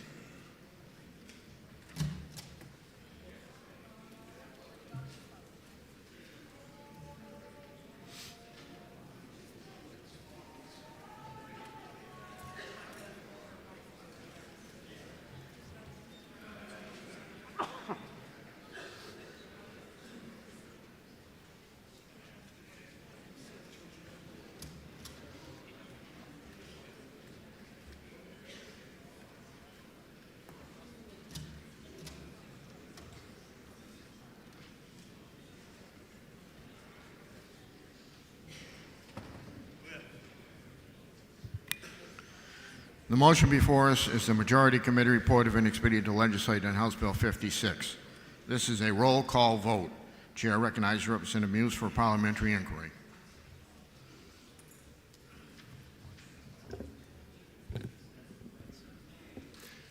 Thank you, Mr. Speaker.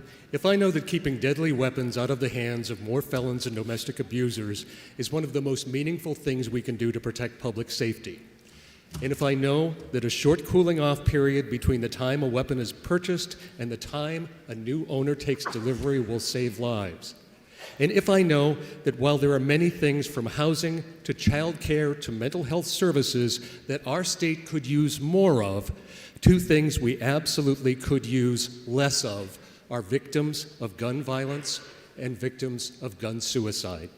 Then would I press the red button so another motion may be made? Thank you. Chair recognizes Representative Rhodes for parliamentary inquiry. Thank you, Mr. Speaker.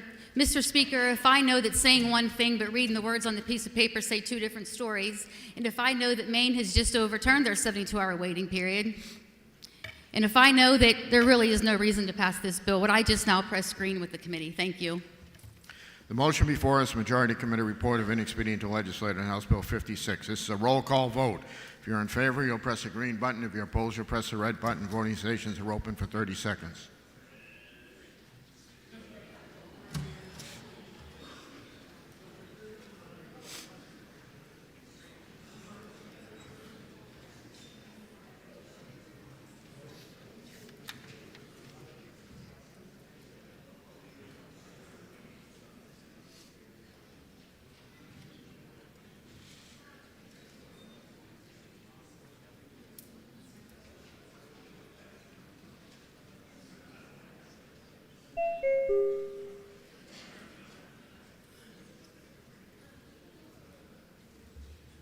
If all members present had an opportunity to vote, House will tend to stay the vote.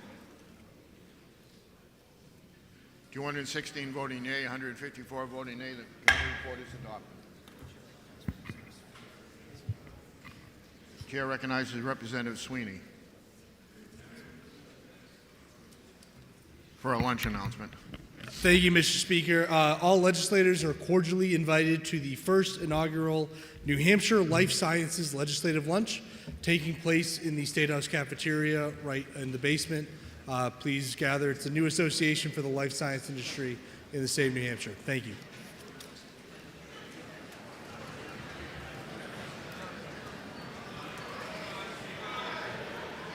Wait a minute. Everybody, please take your seat. We haven't finished yet. For what reason does a member rise? Mr. Speaker, I rise to ask that the remarks on House Bill 368 be printed in the permanent journal. Without objection. And I recognize the clerk. Mr. Speaker, pursuant to House Rule 47F, the Chair of Criminal Justice has waived the second committee referral of House Bill 243. Lunch till 1 o'clock.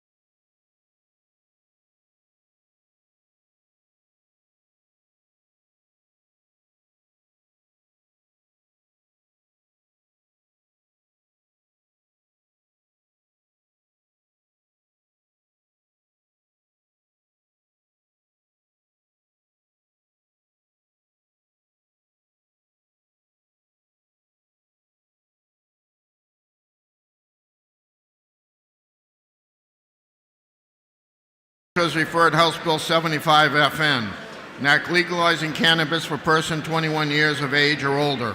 Having considered the same, report the same with the following resolution. Resolved that it is inexpedient to legislate. Representative Jennifer Rhodes for the majority of the committee. Minority of the committee. Having considered the same, being unable to agree with the majority, report with a recommendation the bill ought to pass. Representative Alessandra Murray from the minority of the committee. The chair recognizes Representative Newell.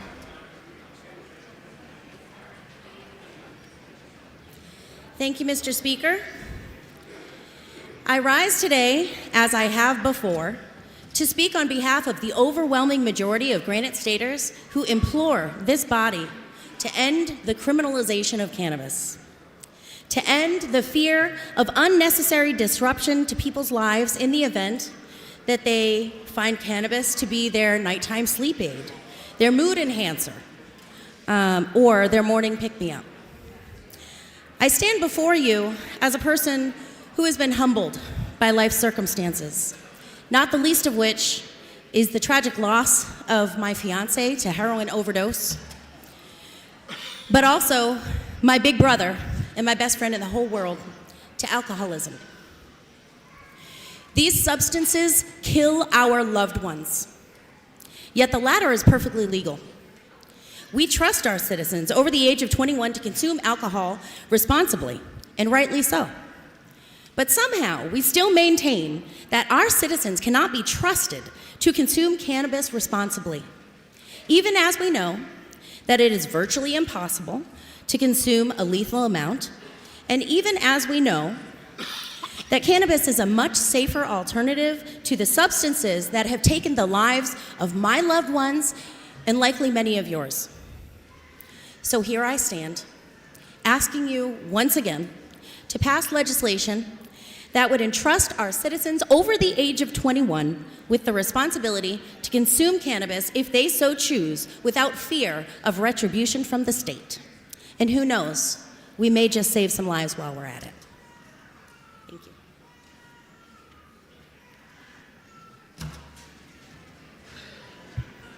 Chair recognizes Representative Roy. Thank you, Mr. Speaker. Mr. Speaker, if we decide to legalize marijuana, then we should do it correctly, in an orderly way. I mean, I know we've tried in 50 different bills over the last few years. Nothing seems to go through. And let me tell you, this one ain't going to go through either. We know it's not going to get all the way through. So let's do it smart and do something that takes care of children and has guardrails and protections, not just throw it out there. If we're going to do it right. No state that has done it so far has just thrown it open and said, here you go, there's guardrails. We need to at least have some guardrails. And while I understand the emotion of trying to get something through and when it can't seem to go through, the answer is not to just throw something out there and hope it passes. If we do it, it's got to be done responsibly. Our constituents expect it to be done responsibly, not just for us to throw up our hands and say, fine, everybody have some pot. So vote your conscience. I just think that we need to be a little bit more careful. Representative Granger has requested a roll call. Is that sufficiently seconded? It is sufficiently seconded. This will be a roll call vote. Members, take your seats.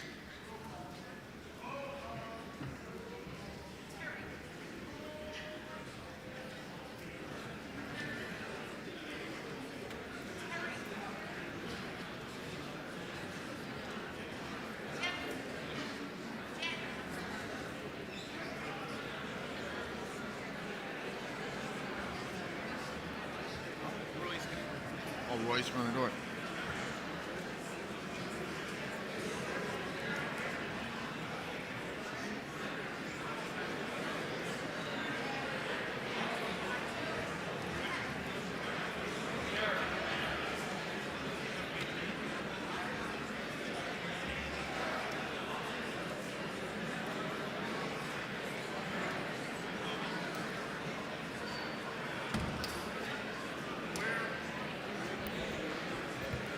The motion before us, a majority committee report of inexpedient to legislate on House Bill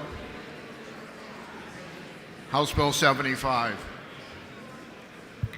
Chair recognizes Alessandra Murray for a parliamentary inquiry. Thank you, Mr. Speaker.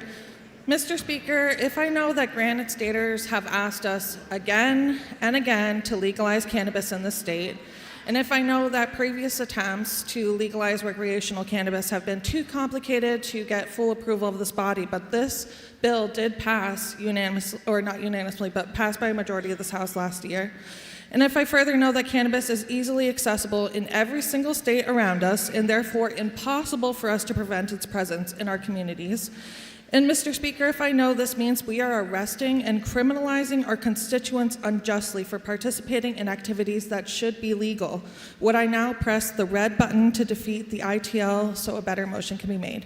Thank you. Chair recognizes Representative Roy for a parliamentary inquiry. Thank you, Mr. Speaker. Mr. Speaker, if I know that if we're going to do something, we should do it right.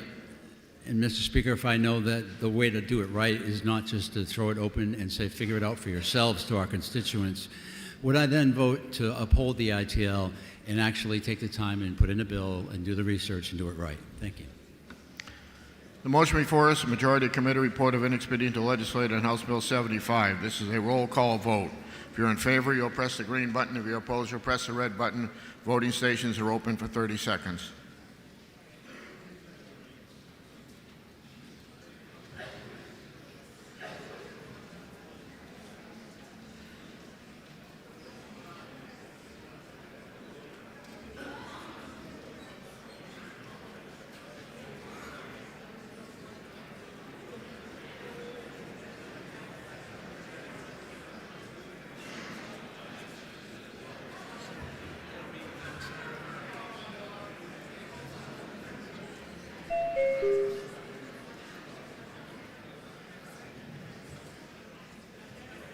Representative Kelly.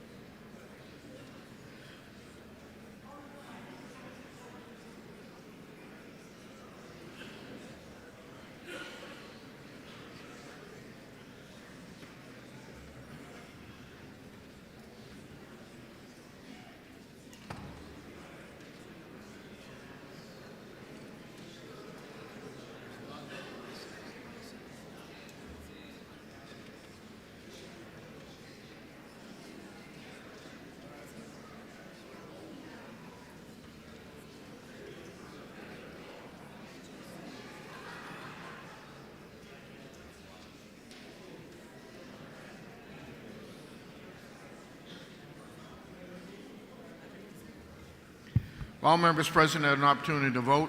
House will tend to stay to the vote. 167 voting yea, 190 voting nay. The motion fails. Representative Alessandra Murray moves ought to pass. Are you ready for the question? All those in favor say aye. Aye. Those opposed, nay. No. The ayes have it. The committee report of ought to pass is adopted.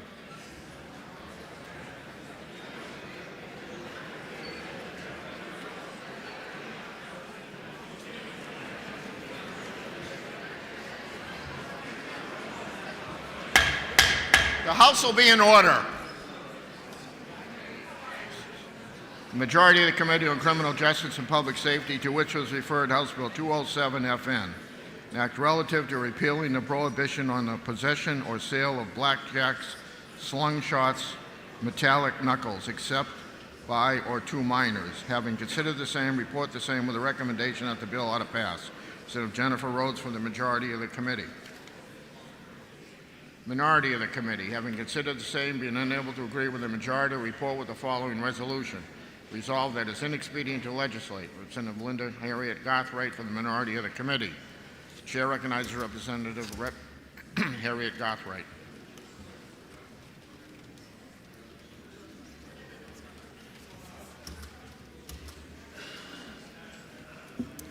So, we're supposed to be doing PIs? Okay.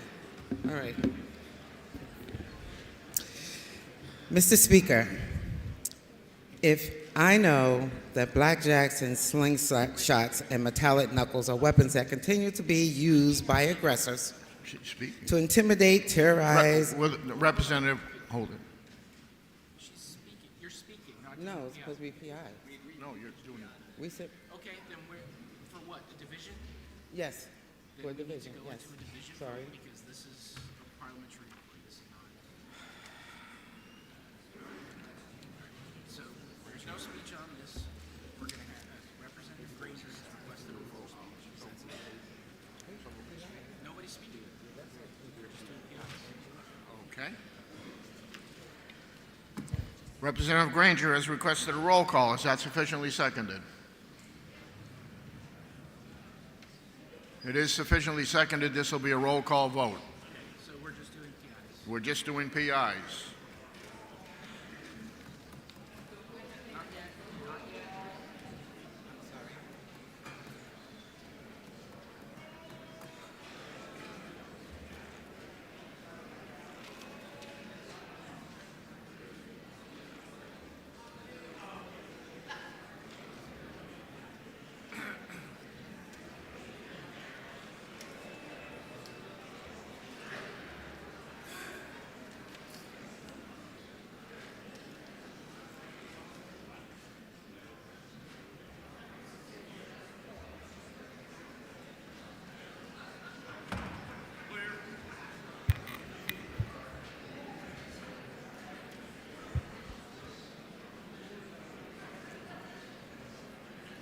The motion before us, Majority Committee report of how to pass on House Bill 207.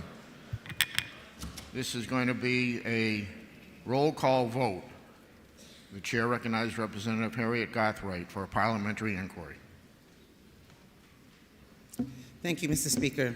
Mr. Speaker, if I know that the blackjacks, slingshots, and metallic knuckles are weapons that continue to be used by aggressors to intimidate, terrorize, and brutally assault their victims, and if I know that additionally they are often associated with criminal activities such as gang fights or robberies, and their very presence typically leads to more violent confrontations that would have occurred without them, and lastly, if I believe that the current law is in place to protect the public and lifting the prohibition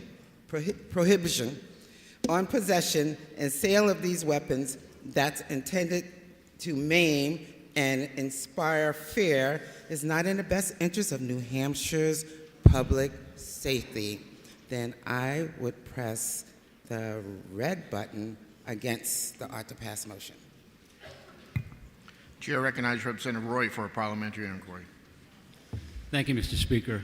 Mr. Speaker, if I know that we just voted because we said we trust the people of New Hampshire to have certain substances, would I not then also trust them to have certain devices?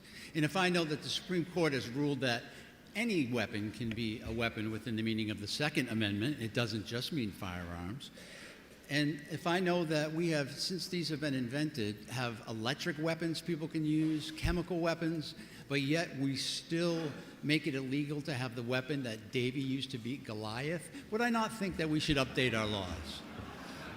Thank you. The motion before us, Majority Committee report of order pass on House Bill 207. This is a roll call vote. If you're in favor, you'll press the green button. If you're opposed, you'll press the red button. Voting stations are open for 30 seconds.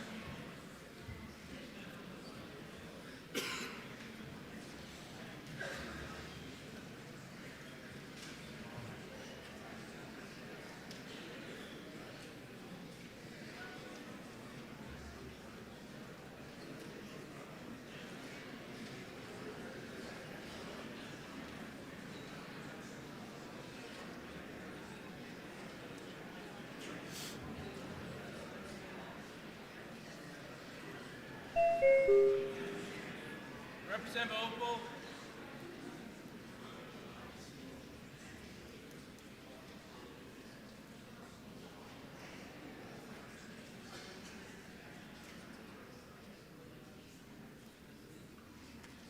Representative Gagné.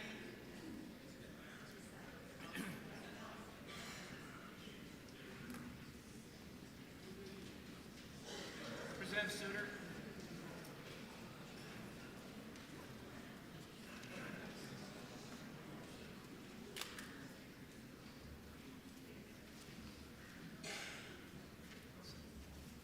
All members present had an opportunity to vote. House will tend to stay the vote. 207 voting yea, 162 vote nay. Committee report is adopted.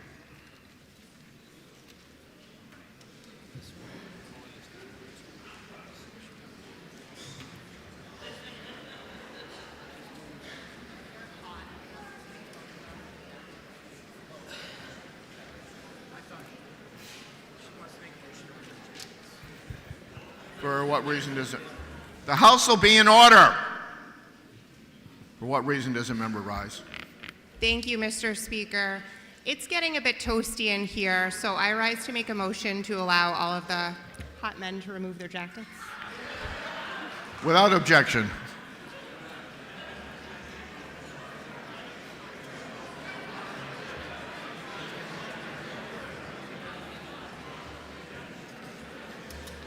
Majority of the Committee on Criminal Justice and Public Safety, to which was referred House Bill 257 FN. An act establishing the crime of criminal neglect of a child. Having considered the same, report the same with a recommendation that the bill ought to pass. Representative Terry Roy from the majority of the committee. Minority, having considered the same, being unable to agree with the majority, report with the following resolution: resolved that it is inexpedient to legislate. Representative Bud Shear for the minority of the committee. For what reason does a member rise? Make a motion, Mr. Speaker. State your motion. I move that House Bill 257 be recommitted to the committee. Are you ready for the question? The motion before us is... A division has been requested. Members, take your seats.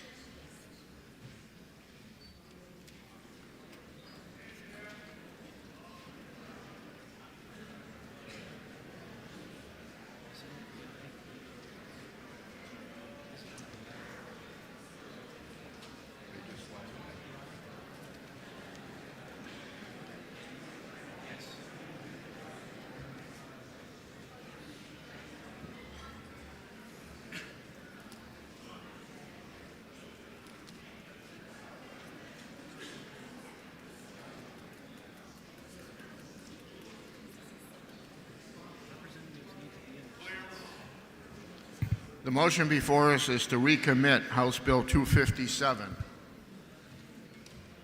This is a division vote. Chair recognizes Representative Roy for a parliamentary inquiry. Mr. Speaker, if I know that on both sides of the aisle there's some concerns regarding language that the committee would like to take a second look at to see if we can't get everybody on board, would I now vote to recommit this? The motion before us to recommit House Bill 257. This is a division vote. If you're in favor, you'll press the green button. If you're opposed, you'll press the red button. Voting stations are open for 30 seconds.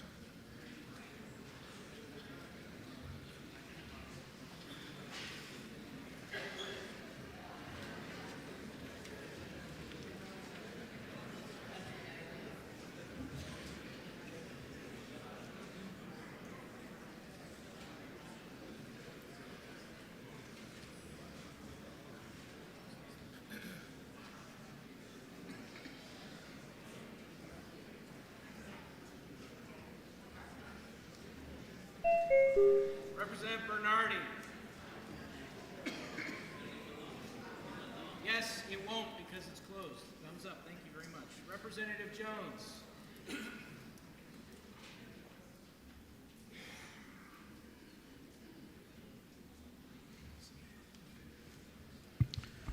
If all members present had an opportunity to vote, House will attend the state of the vote. 371 voting yea, 2 voting nay. The motion passes. Chair recognizes the clerk. Thank you, Mr. Speaker. This is just a polite reminder that if you have not voted at the expiration of the 30 seconds and I call your name, the voting station is turned off and you cannot push a button and have it recorded, which is why I ask you for a thumbs up or thumbs down. Thank you, Mr. Speaker.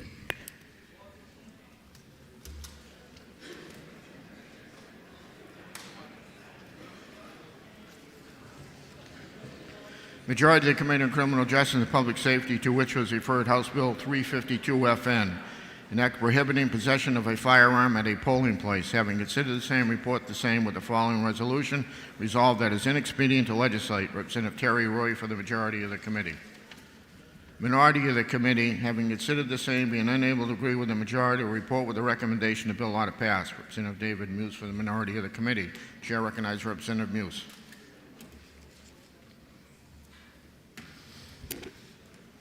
Thank you, Mr. Speaker. Mr. Speaker, I rise today to oppose the inexpedient to legislate recommendation on HB 352. On days when federal, state, or municipal elections are taking place, this bill would prohibit carrying a deadly weapon either out in the open or concealed within 100 feet of a polling place. The goal of the bill is pretty simple: to reduce the risk of our citizens and our election workers from being implicitly or explicitly threatened with guns while taking part in the most sacred of American traditions. Sadly, intimidation, including intimidation by armed civilians, has long been a tool that some have used to prevent full participation in American democracy. During and after Reconstruction, guns were often used to scare black voters away from the polls. As our country becomes more divided, our sad and shameful history of armed voter intimidation and political violence is being repeated. During recent election cycles, people have been arrested for making death threats to election workers and for setting fire to vote drop boxes. In Georgia and Michigan during the 2020 election, voters and election workers faced intimidation and threats of violence. In Charlotte, North Carolina, an armed man was arrested after a polling supervisor asked him to leave a polling place on Election Day, and he returned. In Lane County, Oregon, armed individuals reportedly approached people as they were dropping off their ballots. While these incidents are admittedly rare in New Hampshire, it's simply inaccurate to say that acts of intimidation involving guns at polling places don't happen. In Manchester, during the November 2020 election, an armed man harassed people holding signs for candidates in the electioneering area outside of 3 separate polling places. Behavior like this not only puts voters and election workers at risk, it puts democracy itself at risk. 22 states and the District of Columbia already explicitly prohibit guns at polling places in some way. Unfortunately, our state does not. Under our current law, state and local authorities can't prevent people from bringing guns into polling places, even those located in school buildings. With HB 352, we have the power to fix this, and we have the constitutional authority to do so. In the Heller decision, Justice Antonin Scalia wrote that while the Second Amendment protects the rights of law-abiding, responsible citizens to use arms in defense of hearth and home, he also wrote that nothing in our opinion should be taken to cast doubt on long-standing prohibitions on laws prohibiting the carrying of firearms in sensitive public places such as schools and government buildings. Several states, including Georgia, have interpreted sensitive places to include polling places. Also worth pointing out is the very same generation that added the Second Amendment to the Constitution also passed state laws prohibiting bringing guns to the polls. The authors of the Delaware State Constitution, written in 1776, at the time our country was founded, provided that no person shall come to a polling place armed, and no muster of the militia shall be made on that day.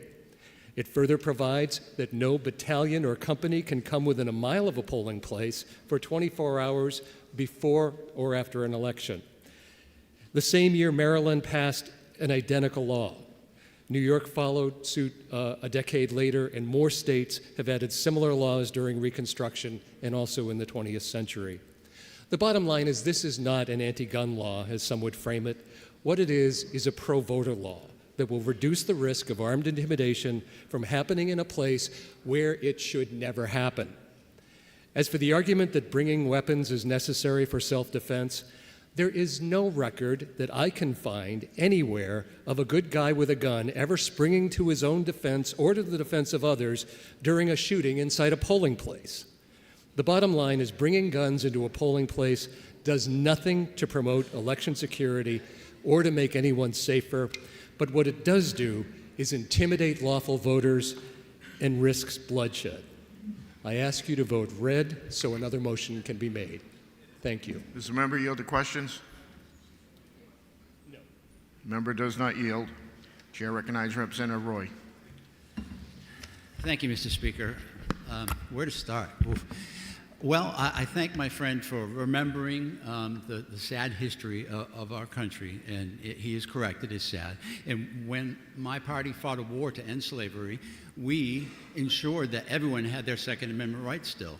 It was the Klan that tried to keep African Americans in the South from owning firearms, and it seems today it hasn't stopped. We encourage everyone, regardless of their creed, color, race, to arm themselves and protect themselves and defend themselves, whether it's a polling place or any other place. I heard him say, I didn't hear one case of a good guy with a gun. Well, I haven't seen a case of a bad guy with a gun at a polling place in New Hampshire. So I don't care what other states did. New Hampshire's doing what New Hampshire does, and we are not going to limit the rights of our citizens to defend themselves in polling places or any other place. Thank you, Mr. Speaker. The motion before us is Majority Committee Report of any expedient to legislate on House Bill 352. Representative Granger has requested a roll call. Is that sufficiently seconded? It is sufficiently seconded. This will be a roll call vote. Members, take your seats.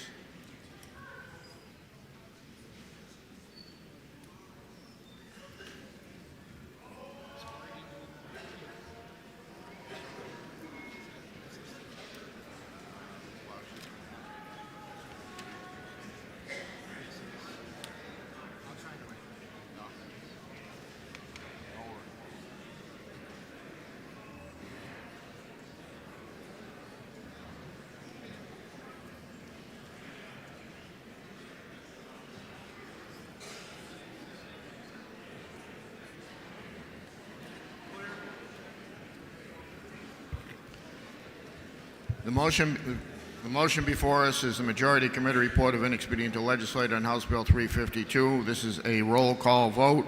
Chair recognizes Representative Horrigan for a parliamentary inquiry. Thank you very much, Mr. Speaker.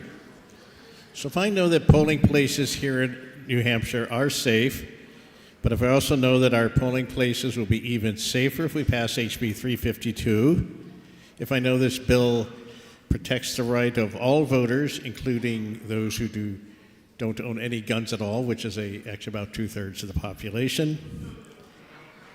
It's true. If I know that 22 states already have laws guaranteeing safe polling places, including 4 of the 5 states which border the Gulf of Mexico, and perhaps closer to home. The House will be in order.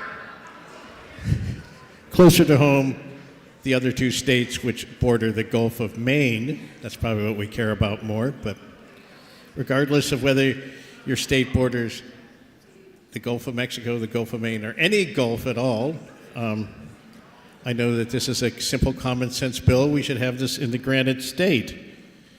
So to make our polling places even safer. So would I then press the red button so we can overturn the ITL and consider a more sensible motion, such as perhaps ought to pass? But anyway, first thing to do, press red to overturn the ITL. Thank you.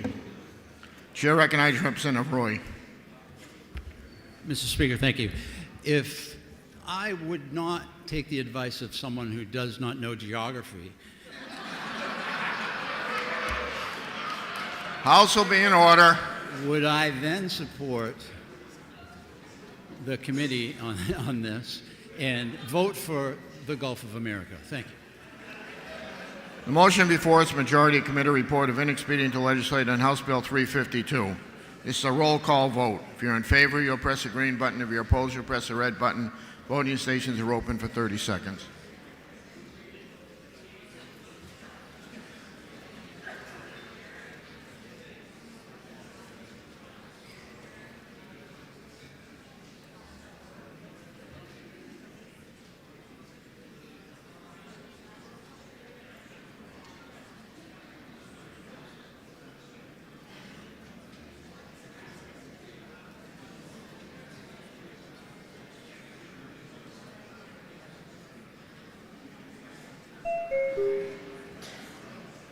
Representative Colby.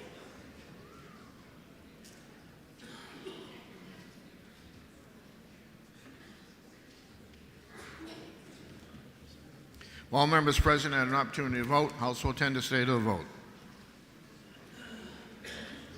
211 voting yea, 161 voting nay. Committee report is adopted.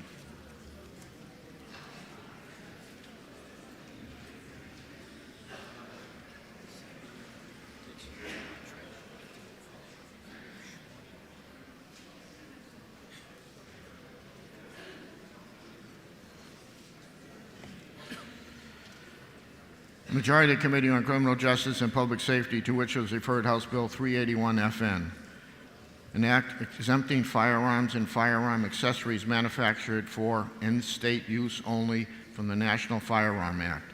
To consider the same, report the same with a recommendation that the bill ought to pass. Representative Matt Saborin D. Cornier for the majority of the committee. Minority, having considered the same and being unable to agree with the majority, report with the following resolution: resolved that it is inexpedient to legislate. Representative Bashir for the minority of the committee. Chair recognizes Representative Scheer. Thank you, Mr. Speaker.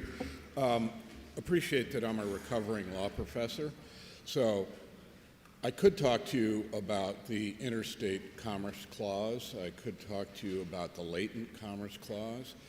I could talk to you about whether a gun that's manufactured in New Hampshire is manufactured with material that came from out of state, and whether that makes it an interstate item, in spite of the fact that it's manufactured in New Hampshire. But because I'm trying to recover from being a law professor, I'm not going to talk to you about that. What this bill is really about is to set up litigation on the issue of the Interstate Commerce Clause and its applicability. I understand that litigation. The problem with this bill is it wants the state to fund the litigation.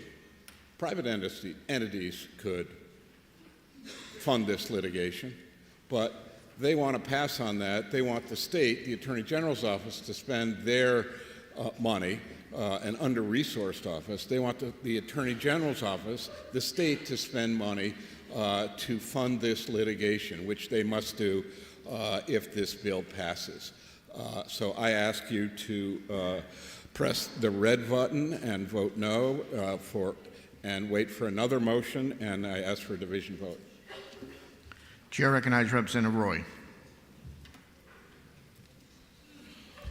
Thank you, Mr. Speaker. Mr. Speaker, this is an interesting bill. This is a bill that was brought to us on the premise that the United States Supreme Court in the early 40s decided that the use of the Commerce Clause could expand the federal government's authority to regulate just about everything we own and do.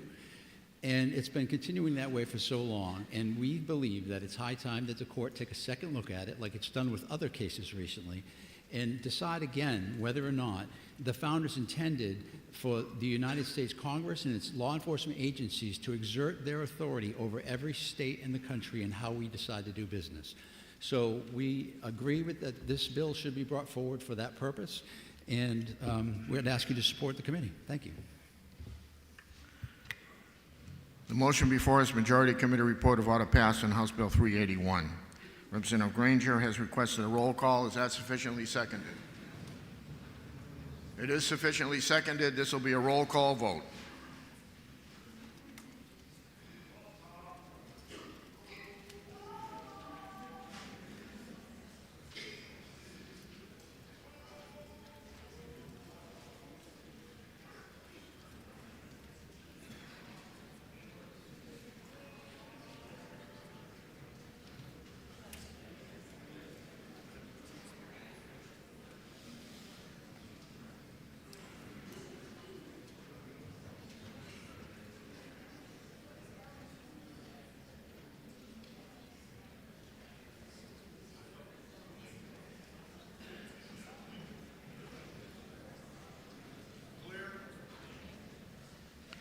The motion before us is the Majority Committee report of order passed on House Bill 381. This is a roll call vote.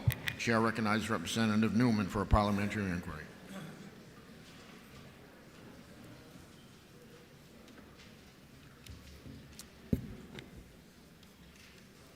Thank you, Mr. Speaker. If I know that the sponsor of the bill testified that the sole purpose of this bill is to elicit a challenge in the federal courts under the Supremacy Clause, and then later on in his testimony he threw in the Commerce Clause because that's really what he's trying to attack. And part of the Commerce Clause is the National Firearms Act. If I know this bill attempts to succeed this challenge by restricting the use of certain firearms to the confines of New Hampshire, even though the Supreme Court has repeatedly found that regulating firearms is constitutional even when that firearm activity occurs wholly within a single state. And if I know this bill will not only diminish public safety, but it will put a heavy burden on the New Hampshire Attorney General if he chooses to pursue this challenge. Would I now push the red button so another motion can be made? Thank you, Mr. Speaker. The chair recognizes Representative Matt Saborin de Cornier. Thank you, Mr. Speaker. Mr. Speaker, if I know that the inalienable right of the people to keep and bear arms shall not be infringed, and if I know that a landowner should not have to submit to federal regulations in order to grow a private garden on his private property for personal use, and if I know that this principle should apply to any product made for intrastate use, then would I press the green button and vote yea on the OTP motion for HB 381? The motion before us is a majority committee report of order passed on House Bill 381. This is a roll call vote. If you're in favor, you'll press the green button. If you're opposed, you'll press the red button. Voting stations are open for 30 seconds.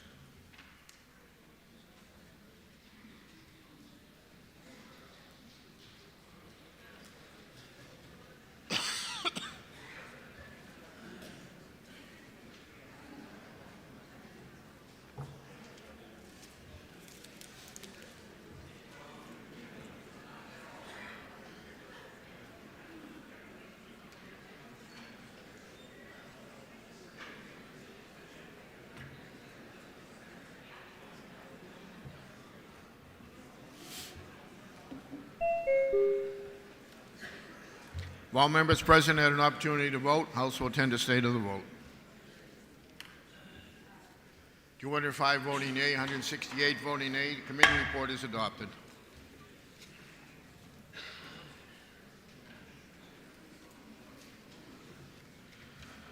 Committee on Criminal Justice and Public Safety, to which was referred House Bill 778 FN, an act authorizing the Director of the Police Standards and Training Council to detail law enforcement training specialists employed by the Council for Law Enforcement and Crowd Control Services. Having considered the same and report the same with the following amendment and a recommendation that the bill ought to pass with amendment. Representative Terry Roy for the committee. The amendment is 0329H, printed in House Record 12, page 39. Are you ready for the question on the amendment? All those in favor say aye. Aye. Those opposed, nay. The ayes have it. Amendment is adopted. The motion before us now is ought to pass with amendment. Are you ready for the question? All those in favor say aye. Aye. Those opposed, nay. The ayes have it. The committee report is adopted.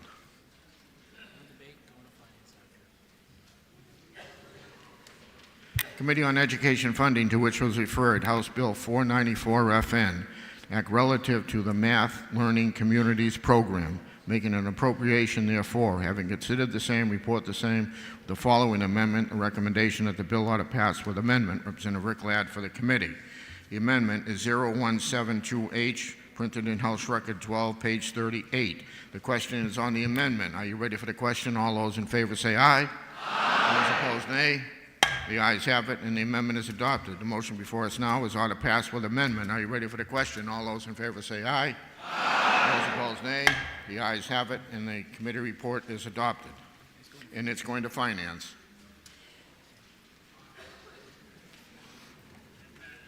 Committee on Education Funding, to which was referred House Bill 716 FN, Act making an appropriation for the dual and concurrent enrollment program. Consider the same, report the same with the following amendment. The recommendation bill ought to pass with amendment. It's in a Rick Ladd for the committee.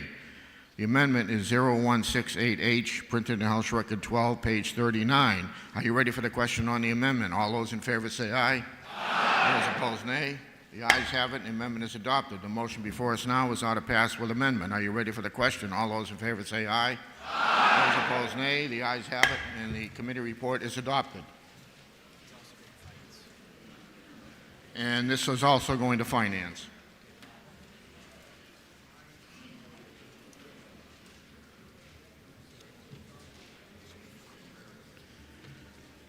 Majority of the Committee on Education, Policy, and Administration, to which was referred House Bill 76FN, an act relative to tracking special education complaints. Having considered the same, report the same with a recommendation the bill ought to pass. Representative Lisa Freeman from the majority of the committee. Minority of the committee, having considered the same, being unable to agree with the majority, will report with the following resolution: resolved that it is inexpedient to legislate. Representative Peggy Balboni from the minority of the committee. The chair recognizes Representative Balboni.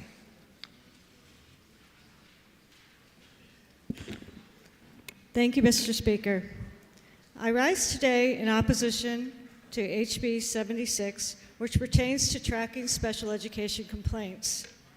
Navigating the special education process can be difficult and contentious for parents. Once a child is identified as having a disability and needing special services in the classroom, parents and school district educators will meet as a team to develop an individual education plan for the student. Most often, both the school district and the parent agree on the plan, and it is signed. Occasionally, the parent will disagree with the plan and refuse to sign the IEP. If informal methods to come to an agreement fail, the parent may file a complaint and the dispute resolution process begins. In March of 2024, the Office of the Legislative Budget Assistant released a performance audit report of the dispute resolution processes in the New Hampshire Department of Special Education. Many issues within the department were identified, including deficiencies with effectively maintaining and tracking student data. Last session, legislation was signed into law to address some of these broad concerns.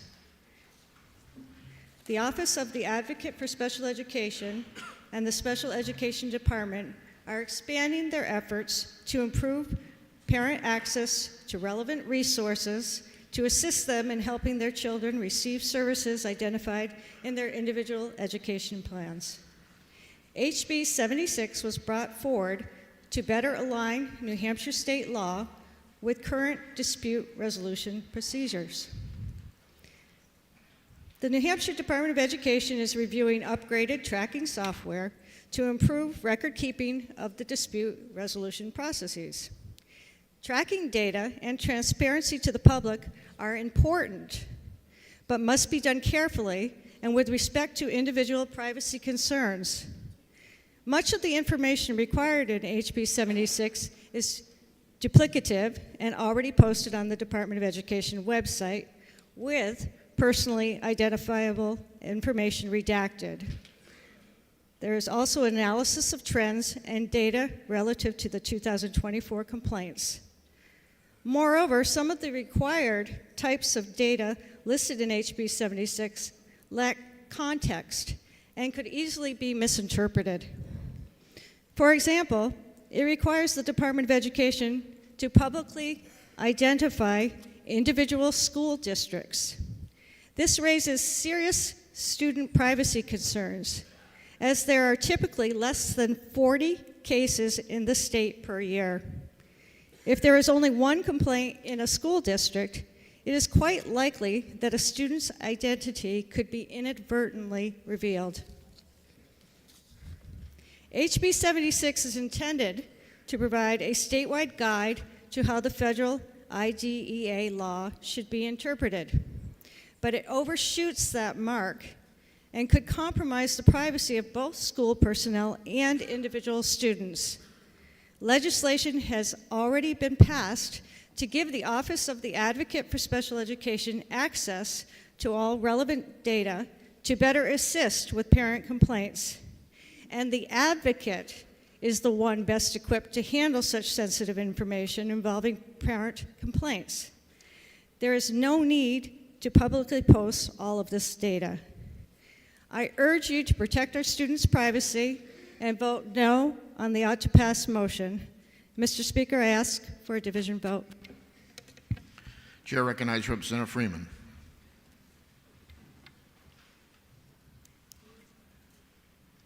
Thank you, Mr. Speaker. Good afternoon, colleagues. I speak today in support of HB 76, which is relative to tracking special education complaints.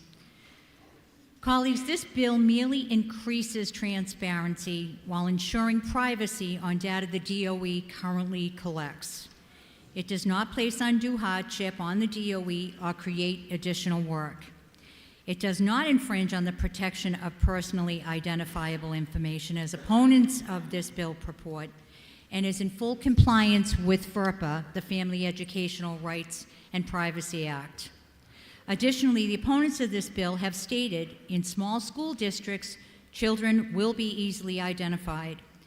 The notion that this bill exposes a child with a documented disability is not only unfounded, but a spasmodic response. Given the amount of complaints received by legislators around transparency, this bill merely seeks to address that issue in a timely, secure, crystalline manner. Thank you. The motion before us, Majority Committee Report of Order passed on House Bill 76. A division has been requested. Members, take your seats.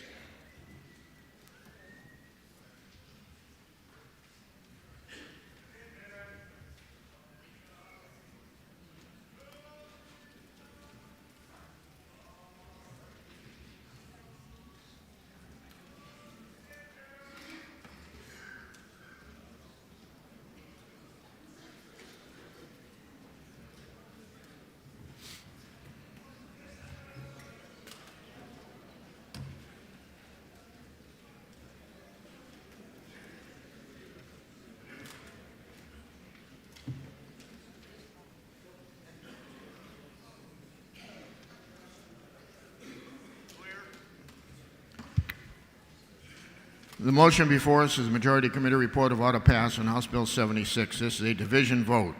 Chair recognizes Representative Cornell for a parliamentary inquiry. Thank you, Mr. Speaker. If I know that this bill duplicates work that has already been done and is presently available on the Department of Education website, and if I know that this bill tracks special education complaints but does nothing to address them or follow through on a complaint, and if I know that in a small district it would be easy to identify who made the complaint, in New Hampshire, student privacy is a priority and strictly protected. It is not the kind of transparency that we are looking for. Would I now press the red button to make sure student privacy is protected? Thank you. Chair recognizes Representative Cordelli for a parliamentary inquiry. Thank you, Mr. Speaker. Mr. Speaker, if I know geography, and if I also know that the Department of Education has started posting complaint findings as a result of an audit last year, but if I know that more information should be available, such as the law firms involved in the due process hearings, wouldn't it be interesting to see what law firms are working against parents?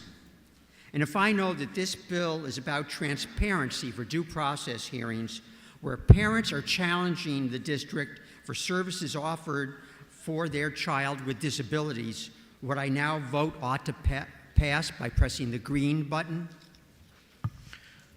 The motion before us, Majority Committee Report of Order passed on House Bill 76. This is a division vote. If you're in favor, you'll press the green button. If you're opposed, you'll press the red button. Voting stations are open for 30 seconds.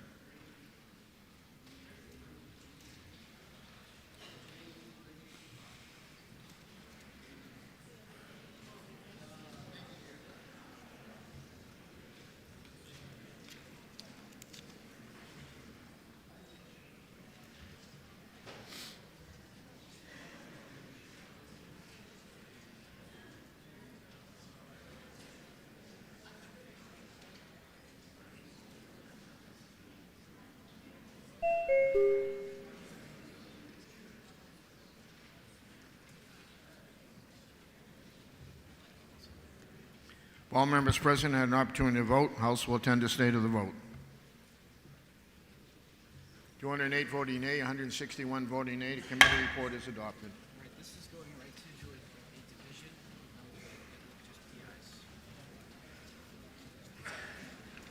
Will all the members stay in your seats? We got a vote coming right up. We got just a division vote coming right up. The majority of the Committee on Election Law, to which was referred House Bill 107, an act relative to political advertising printed in newspapers, periodicals, or billboards.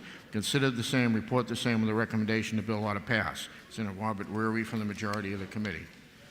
Minority of the committee, having considered the same, being unable to agree with the majority, report with the following resolution: that it is inexpedient to legislate. Senator Russell Muirhead for the minority of the committee.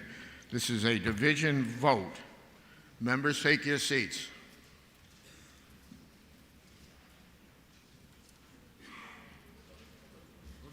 Not yet.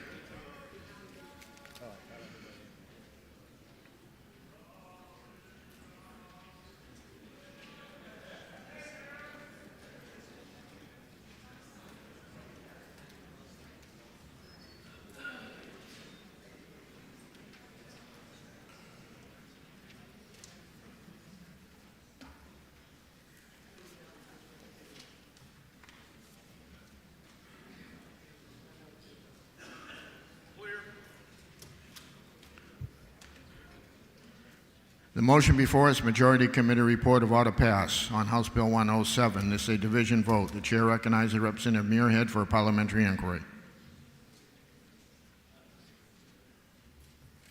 Thank you, Mr. Speaker.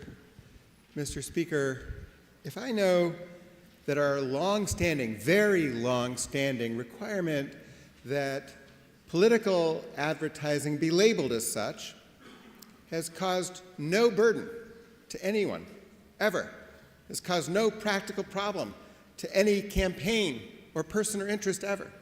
If I know that the techniques, the digital techniques of manipulation and deception get more sophisticated every hour, and if I know that eliminating the requirement to label political advertising as political advertising will give rise to a tsunami of misinformation and deception, then would I press the red button? Chair recognizes Representative Berry for a parliamentary inquiry. Thank you, Mr. Speaker. Mr. Speaker, if I know that, I'm not sure that that PI by the other member was about this bill, and Mr. Speaker, if I know that this is about removing the requirement that newspapers specifically have an added disclaimer, and Mr. Speaker, if I know that political advertisements will still require the disclaimer, would I now vote green to remove this arbitrary requirement for newspapers for a bill that last year passed on consent?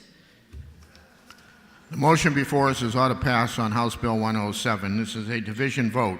If you're in favor, you'll press the green button. If you're opposed, you'll press the red button. Voting stations are open for 30 seconds.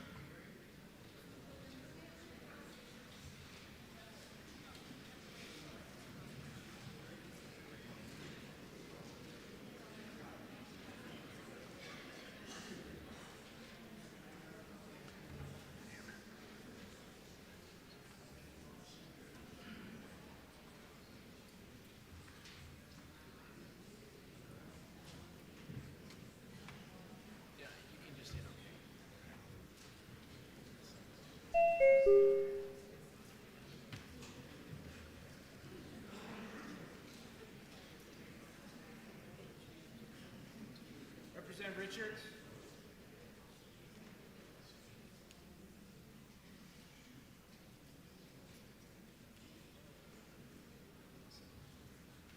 If all members present had an opportunity to vote, House will attend to state of the vote.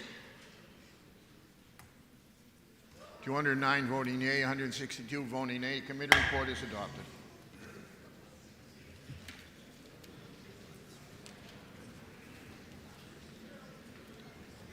Committee on Election Law, to which was referred House Bill 327 FN, an act relative to filing for office and witnessing affidavits. Having considered the same, report the same with the following amendment. The recommendation that the bill ought to pass with amendment. Representative Ross Berry for the committee. The amendment is 0237H, printed in House Record 12, pages 36 through 37. Are you ready for the question on the amendment? All those in favor say aye. Aye. Those opposed, nay. The ayes have it, and the amendment is adopted. The motion before us now is order passed with amendment. Are you ready for the question? All those in favor say aye. Aye. Those opposed, nay. The ayes have it, and the committee report is adopted.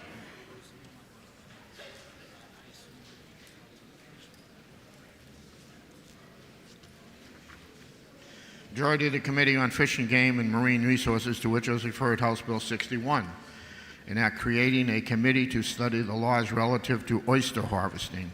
Having considered the same, report the same with the following resolution. Resolved that it is inexpedient to legislate. Representative Jonathan Smith for the majority of the committee. Minority of the committee, having considered the same, being unable to agree with the majority, report with the recommendation that the bill ought to pass. Representative Catherine Harvey for the minority of the committee. The chair recognizes Representative Fox. Thank you, Mr. Speaker. Mr. Speaker, this bill is a simple one. All it does is create a study committee to evaluate oyster farming in the Great Bay. The committee would gather opinions from a variety of sources: oyster farmers, DES, Fish and Game, law enforcement, and land abutters. Over the years, 95% of the oysters in the Great Bay have been lost. That's cost the Great Bay one of its most valuable sources of filtration. One oyster can filter 40 to 50 gallons per day, so it adds up pretty quickly. Oysters could filter the entire Great Bay in about 4 days. A thriving oyster farming industry will also have economic benefits for the state. As a huge Jimmy Buffett fan, I dream of having oysters and beer for dinner every day of the year. To make my oyster dream a reality and to strengthen our economy, please press the red button so a better motion can be made. And Mr. Speaker, I ask for a division vote. Chair recognizes Representative Splain. Thank you, Mr. Speaker. As the other speaker said, this is a very simple bill. It's looking for a study committee. Unfortunately, the study doesn't need to be done. Our committee took a field trip out to Great Bay and Little Bay last term, and we got to see many currently functioning oyster farms on those bodies. There are between 11 and 14 different businesses right now doing the oyster farming on Great Bay and Little Bay, and they have allocated property through the current proper channels that they can now continue seeding and farming in.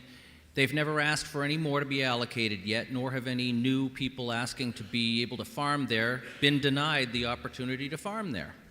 So there's nothing broken in the current system. It's working fine. And when people want to add more oyster farms or do more oyster farming, they have an avenue to ask for that, and we don't need a study committee to do it. I ask you to vote green and support the bipartisan majority committee opinion. Thank you. The motion before us, the majority committee report of industry to legislate on House Bill 61. This is a division vote. Members, take your seats.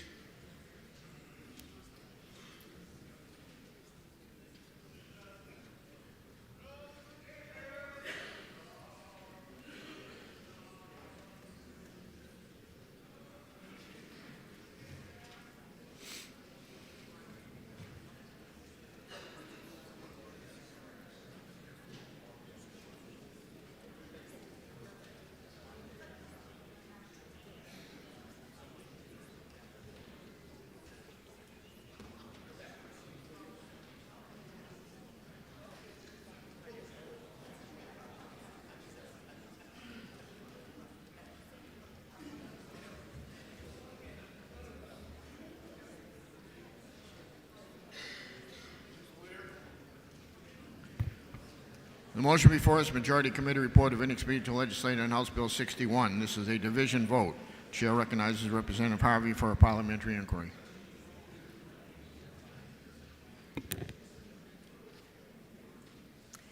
Thank you, Mr. Speaker. Mr. Speaker, if I know that we have lost 95% of all of our oysters in the Great Bay area, which is why no one is applying for more oyster farms, and that hurts not only our oyster farming aquaculture, but also the waters, the conservation of the waters of Great Bay, because a healthy oyster farm filters the Great Bay waters every 4 days. And Mr. Speaker, if I know that this bill establishes a simple study committee for a very complex problem that involves DES, Fish and Game, oyster farmers, land abutters, law enforcement, and others, just to name a few, and if I know that this bill is supported by the Fish and Game Department, would I now press the red button? Thank you, Mr. Speaker. Chair recognizes Representative Willett for a parliamentary inquiry. Thank you, Mr. Speaker. If I know that the oysters that are being farmed right now are coming from UNH and are not natural, they're implanted there, and if I know that we currently have a growing, profitable oyster industry and it has guidance and oversight from DES and Fish and Game, and if I know creating a committee to discuss oyster harvests without the input of DES and Fish and Game is not prudent and not needed, then I would push the green button and uphold the ITL motion. Thank you. The motion before us is the Majority Committee report of inexpedient to legislate on House Bill 61. This is a division vote.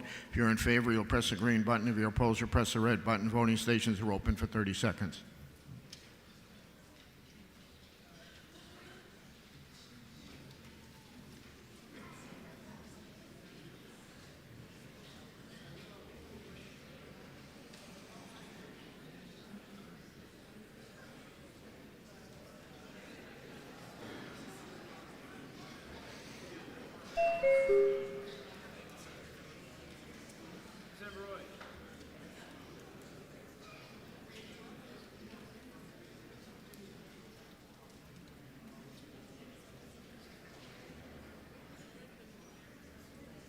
If all members present had an opportunity to vote, House will tend to stay the vote. 209 voting nay, 161 voting nay. The motion is passed.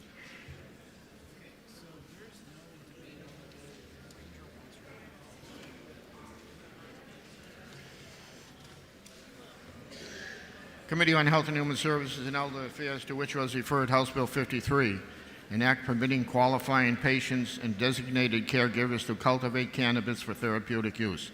Considered the same, report the same with the following amendment and the recommendation that the bill ought to pass with amendment. Representative Jim Kofalt for the committee.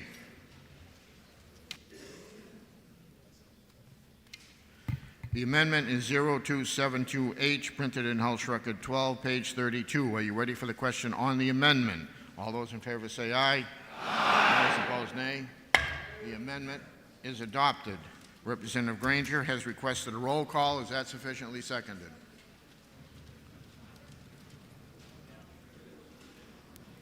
Yeah, it is sufficiently seconded. Members, take your seats.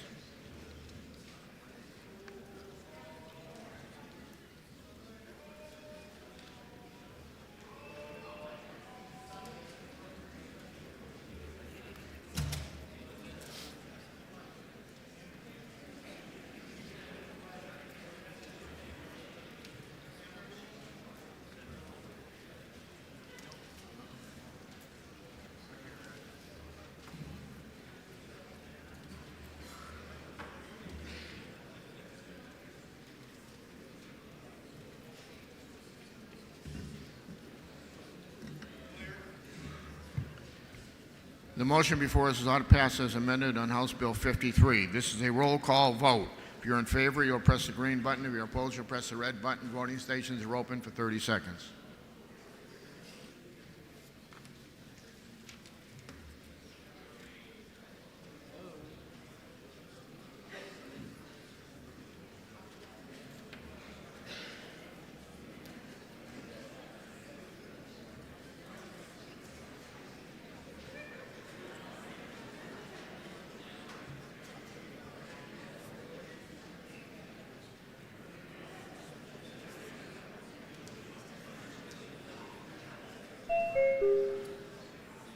Representative Schmidt, Representative Bluross.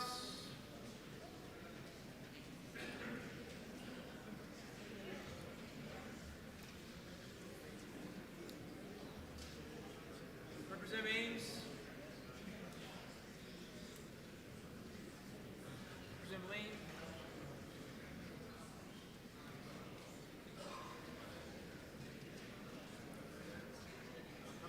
Mandelbaum.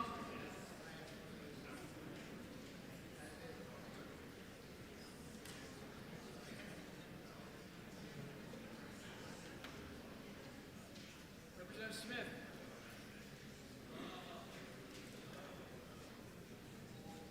Representative Murphy. Wilson. If all members present had an opportunity to vote, House will tend to stay to the vote. 328 voting aye, 42 voting nay. Committee report is adopted.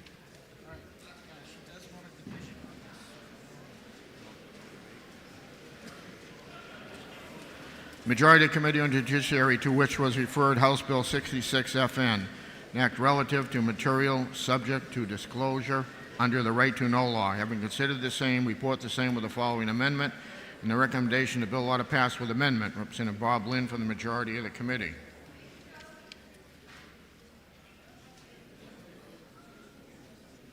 Minority of the committee, having considered the same, being unable to agree with the majority, report with the following resolution. Resolved that it is inexpedient to legislate. Senator Zoe Manos for the minority of the committee. The amendment is 0110H, printed in House Record 12, page 32 through 33. Are you ready for the question on the amendment? All those in favor say aye. Aye. Those opposed, nay. The ayes have it, and the amendment is adopted. We have a division on the bill. Members, take your seats.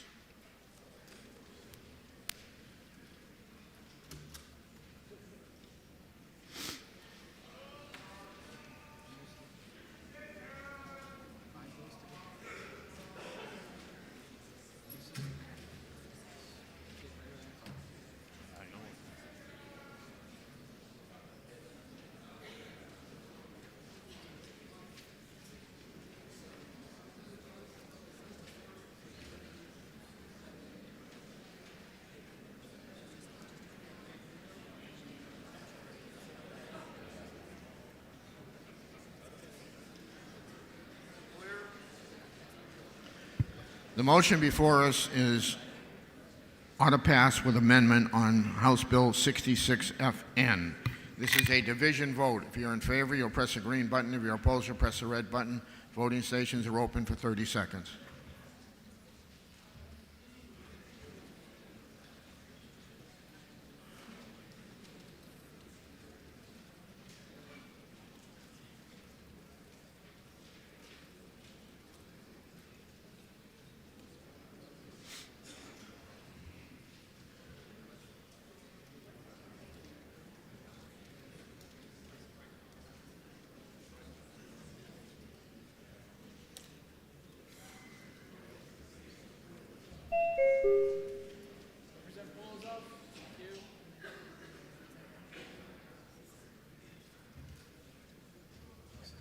All members present had an opportunity to vote. House will tend to stay to the vote.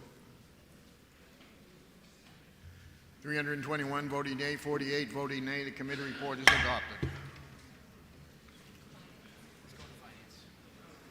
And it's going to finance.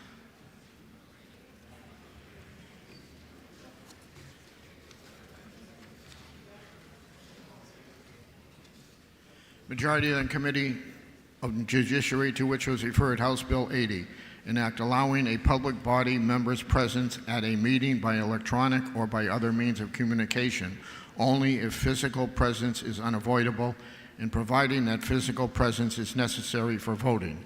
Having considered the same, report the same with the following resolution. Resolved that it is inexpedient to legislate. Representative Marjorie Smith from the majority of the committee. Minority of the committee. Having considered the same, being unable to agree with the majority, report with the following amendment. The recommendation of the bill ought to pass with amendment. Representative Joe Alexander from the minority of the committee. The chair recognizes Representative Turcott, Len Turcott. Thank you, Mr. Speaker. The majority vote of ITL in the calendar is a result of the committee's voting on HB 80 in its entirety, and that contained two separate parts. One of the parts the majority of the committee found unworkable, and therefore you got the ITL recommendation. In the calendar, there is a committee amendment that removes that unworkable piece. So I ask that you vote red on this ITL motion so that the amendment can be introduced, discussed, and considered. Thank you, Mr. Speaker. Chair recognizes Representative Marjorie Smith.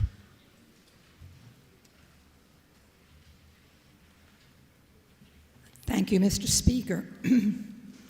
This bill is a bill that each one of us has to deal with in many different configurations in our counties, in our towns, in our cities.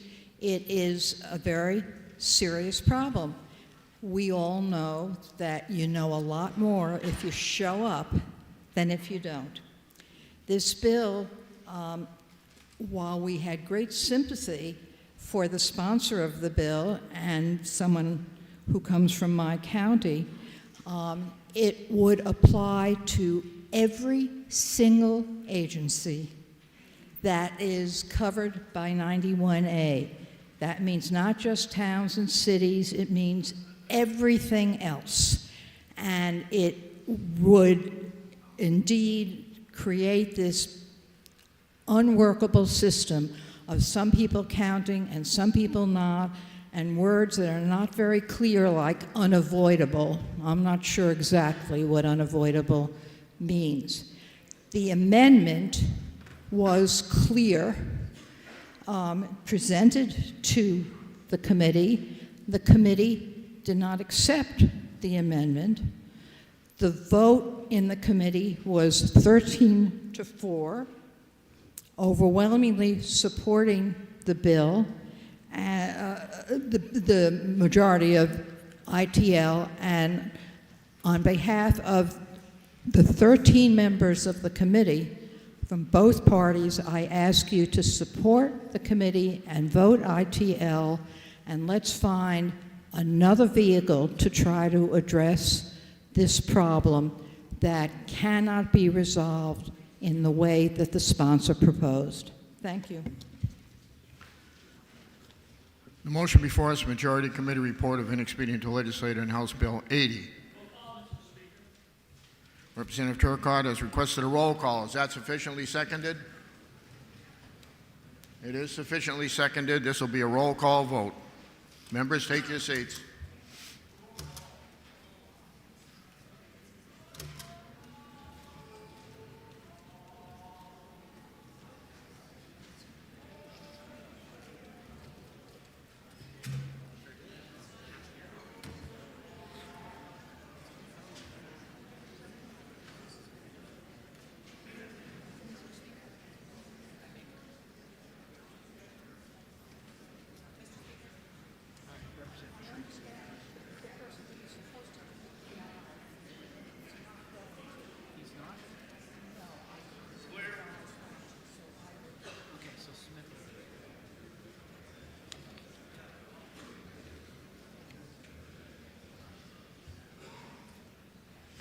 The motion before us, the Majority Committee Report of Inexpedient to Legislator on House Bill 80.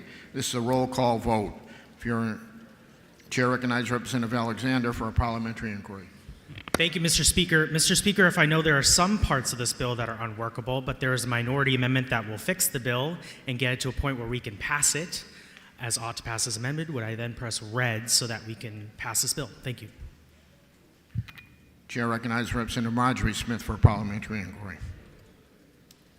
Mr. Speaker, if I know, and I think you all agree, that the world is not perfect and we don't have all the time available for every bill, if we know that the overwhelming majority of this committee gave a lot of time to consider the merits of the bill and consider the proposed amendments and voted 13-4, would I now say that the train has left the station and we ought to just accept the overwhelming committee vote and move on to the next bill?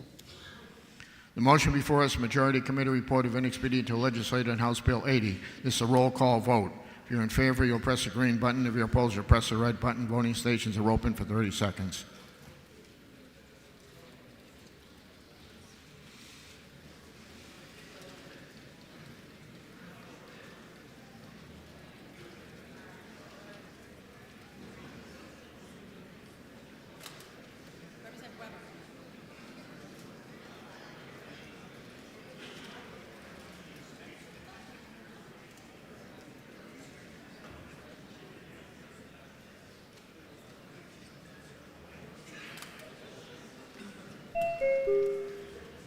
Representative Murray.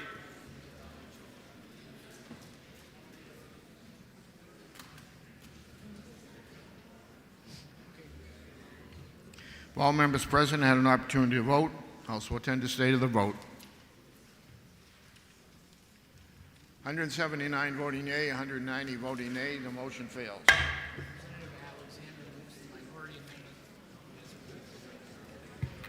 Representative Alexander moves minority amendment.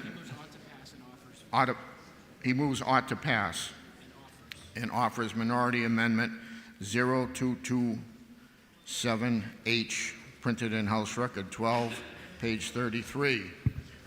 Are you ready for the question?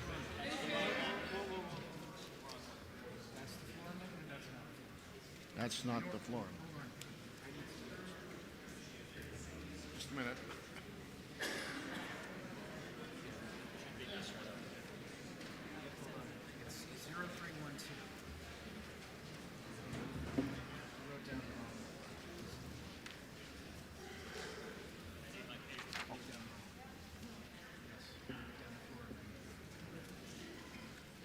Okay, the minority amendment is 0312. Are you ready? No.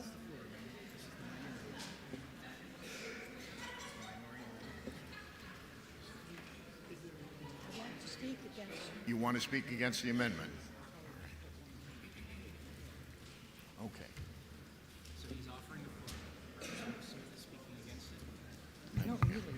Chair recognizes Representative Marjorie Smith to speak against the amendment.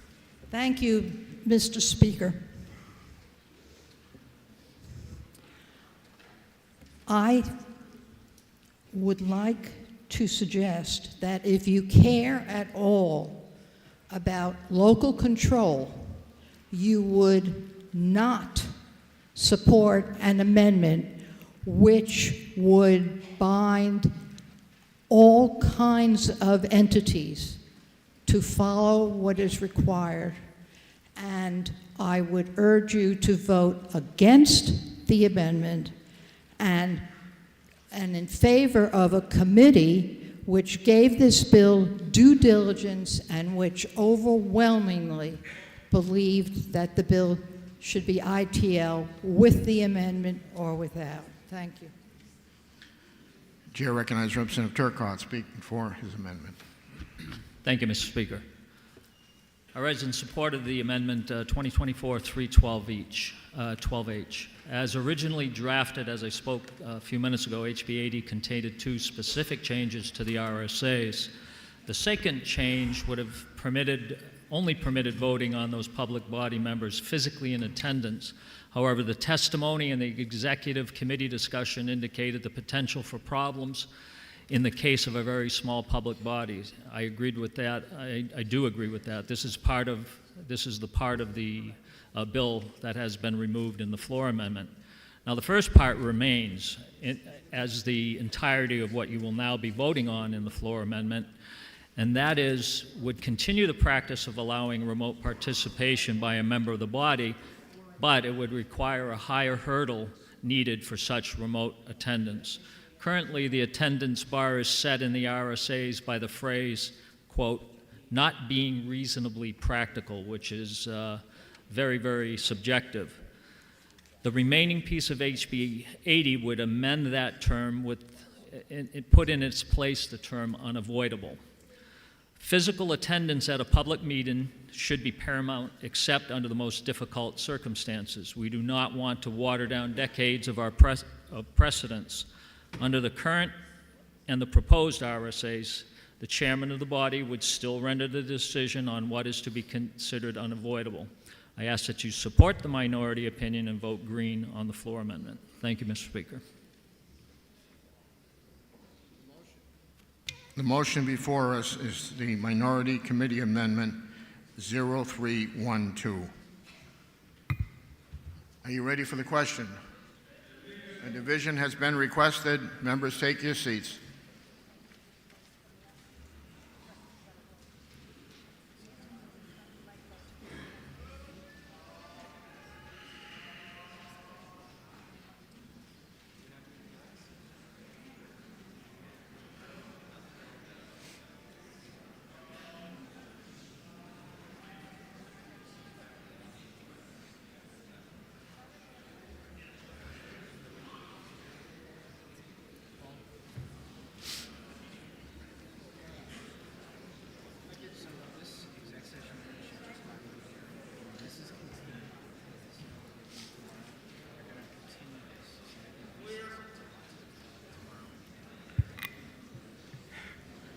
The motion before us is Minority Amendment 0312.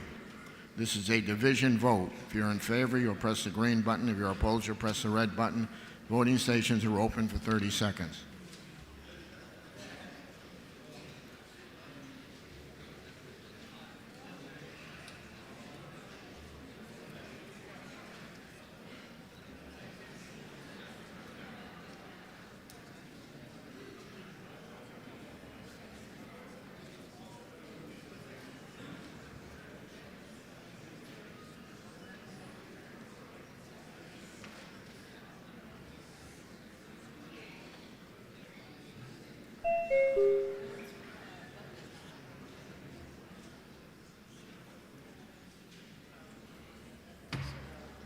If all members present had an opportunity to vote, House will attend to stay to the vote. 190 voting yea, 179 voting nay. The minority committee amendment is adopted. Now we're on ought to pass as amended. A division has been requested. Members, stay in your seats or take your seats.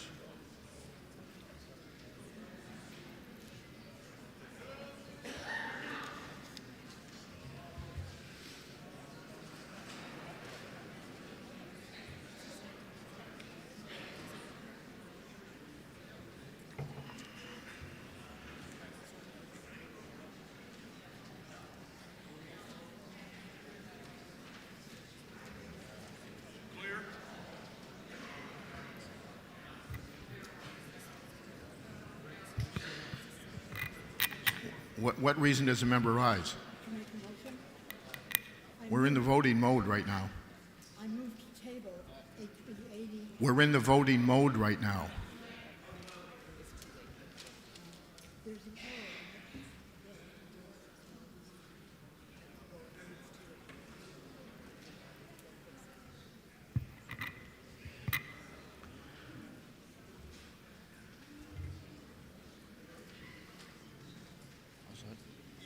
If all members present had an opportunity to vote, House will attend to stay to the vote.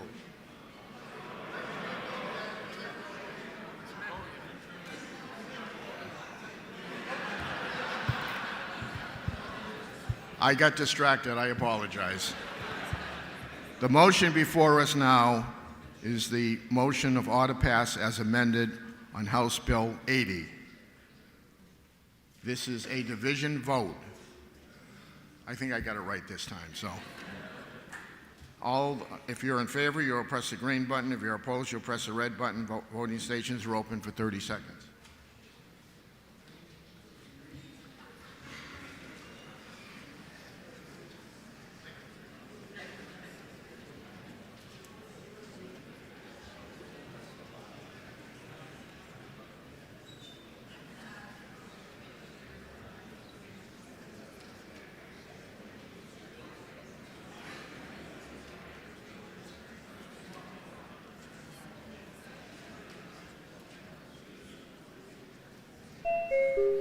Representative D. Silvestro.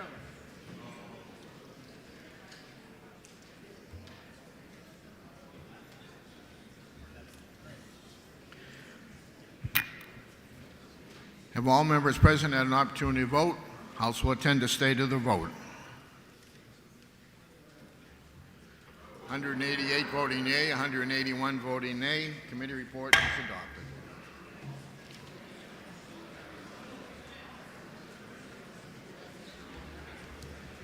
Committee on Judiciary, to which was referred House Bill 111FN, an act extending the position of right to know ombudsman for 2 years. Considered the same, report the same with the following amendment. A recommendation the bill ought to pass with amendment. Senator Caitlin Kutab for the committee. The amendment is 0170H, printed in House Record 12, page 34. Are you ready for the question on the amendment? All those in favor say aye. Aye. Those opposed, nay. The ayes have it, and the committee amendment is adopted. The motion before us now is ought to pass with amendment. Are you ready for the question? All those in favor say aye. Aye. Those opposed, nay. The ayes have it, and the committee report is adopted. And it's going to finance.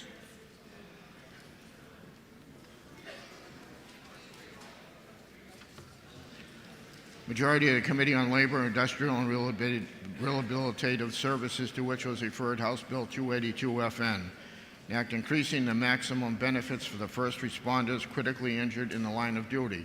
We considered the same, report the same with the following resolution: resolved that it's inexpedient to legislate. Representative Mark Warden from the majority of the committee.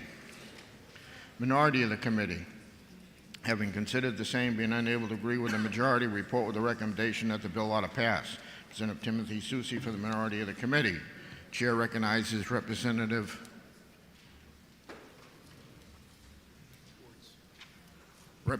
Boards to speak against.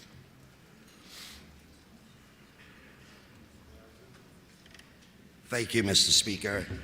I stand before you to speak against the ITL motion on House Bill, 282.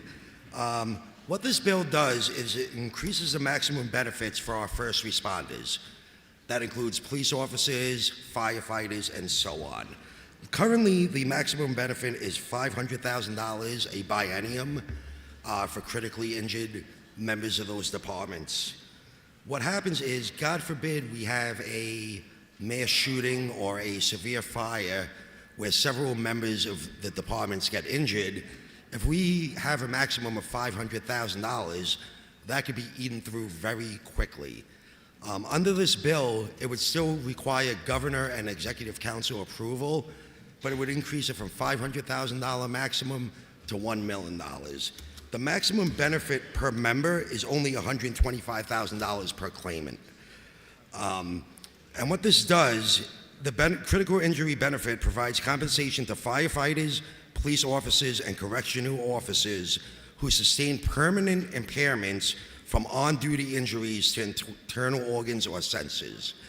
I mean, I run on a Backing the Blue platform and supporting our first responders, and I think the least we can do is increase the benefits.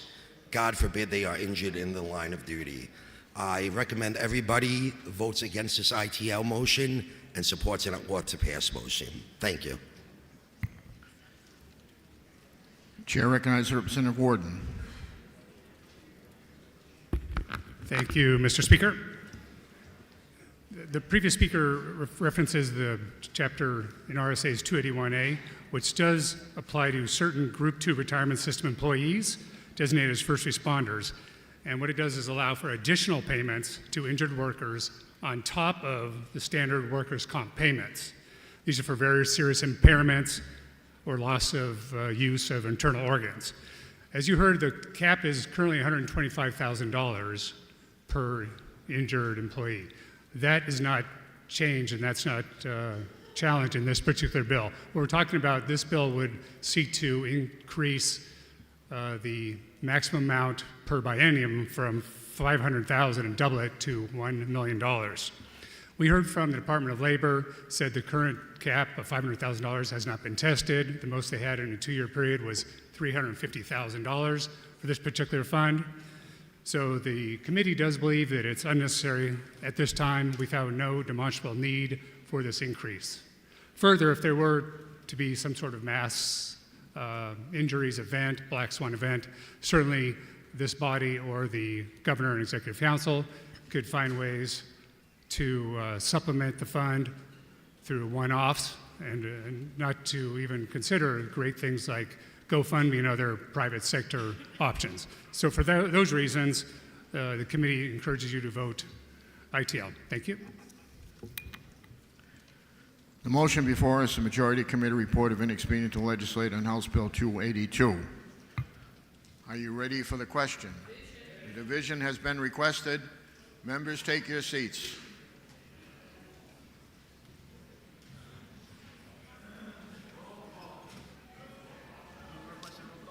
Who requested a roll call? Representative Birch requested a roll call. Is that sufficiently seconded? It is sufficiently seconded. This will be a roll call vote.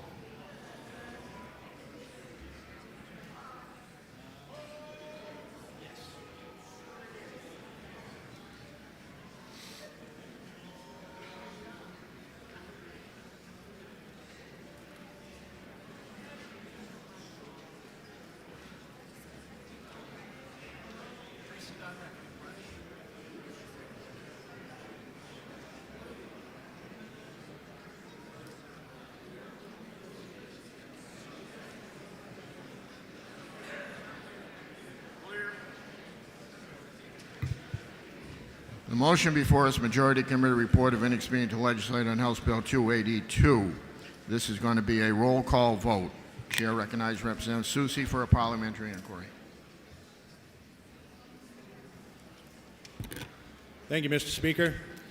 Mr. Speaker, if I know that law enforcement, firefighting, and corrections are inherently dangerous professions, and if I know that in these professions that serious injuries can occur without notice, leading to extensive medical treatment, rehabilitation, and long-term care, and if I also know that some of these injuries can lead to these first responders unable to return to work, leading to loss of income and financial hardship, and finally, Mr. Speaker, if I believe that we should affirm our commitment to protecting those who protect us, would I now press the red button to overturn the committee's report of ITL? Thank you, Mr. Speaker.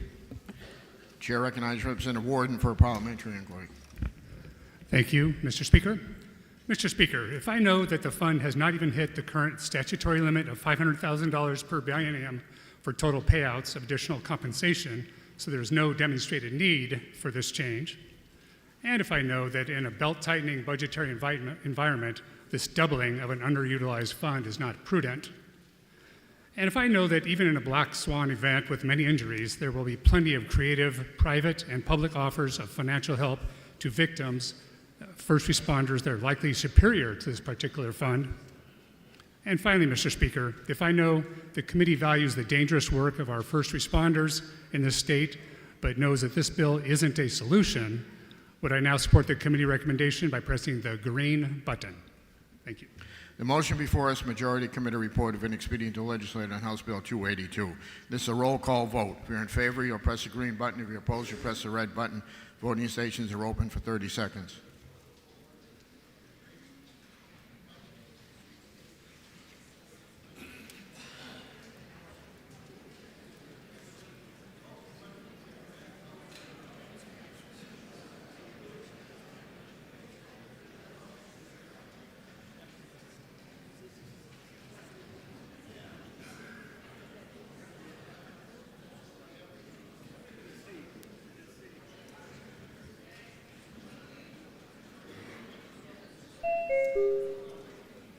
Representative Stone.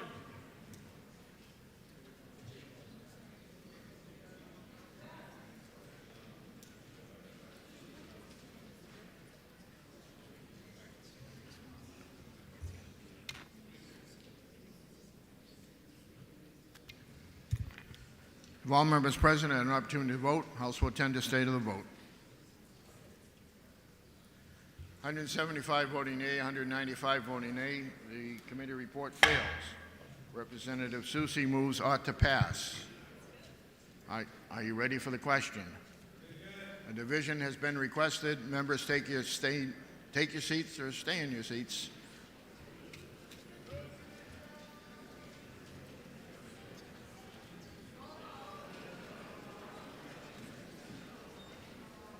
Yeah, it's if overturned, refer to finance.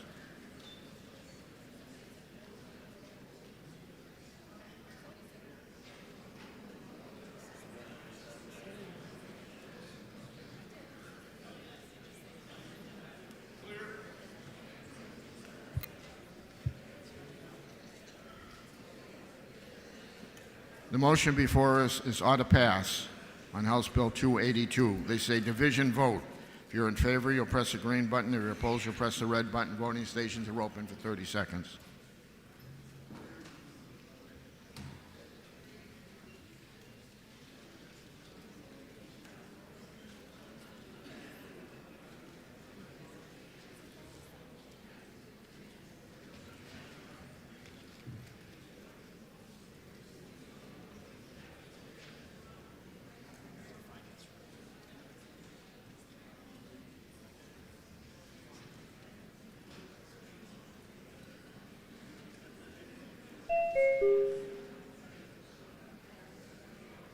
Representative Morency.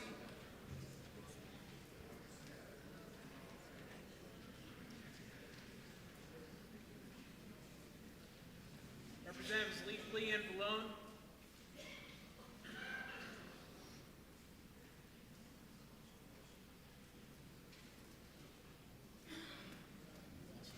All members present had an opportunity to vote.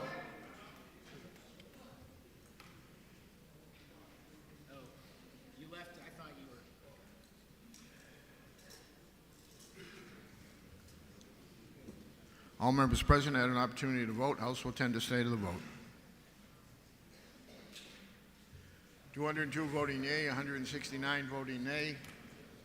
Minority Committee report is adopted. And it's going to finance.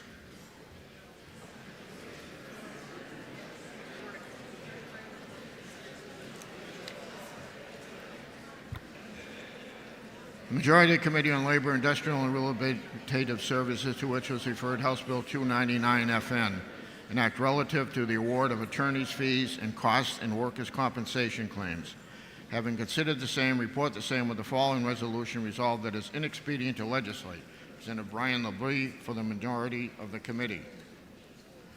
Minority of the committee. Having considered the same, being unable to agree with the majority, report the recommendation that the bill ought to pass. Representative Mark McKenzie for the minority of the committee. Chair recognizes Representative McKenzie.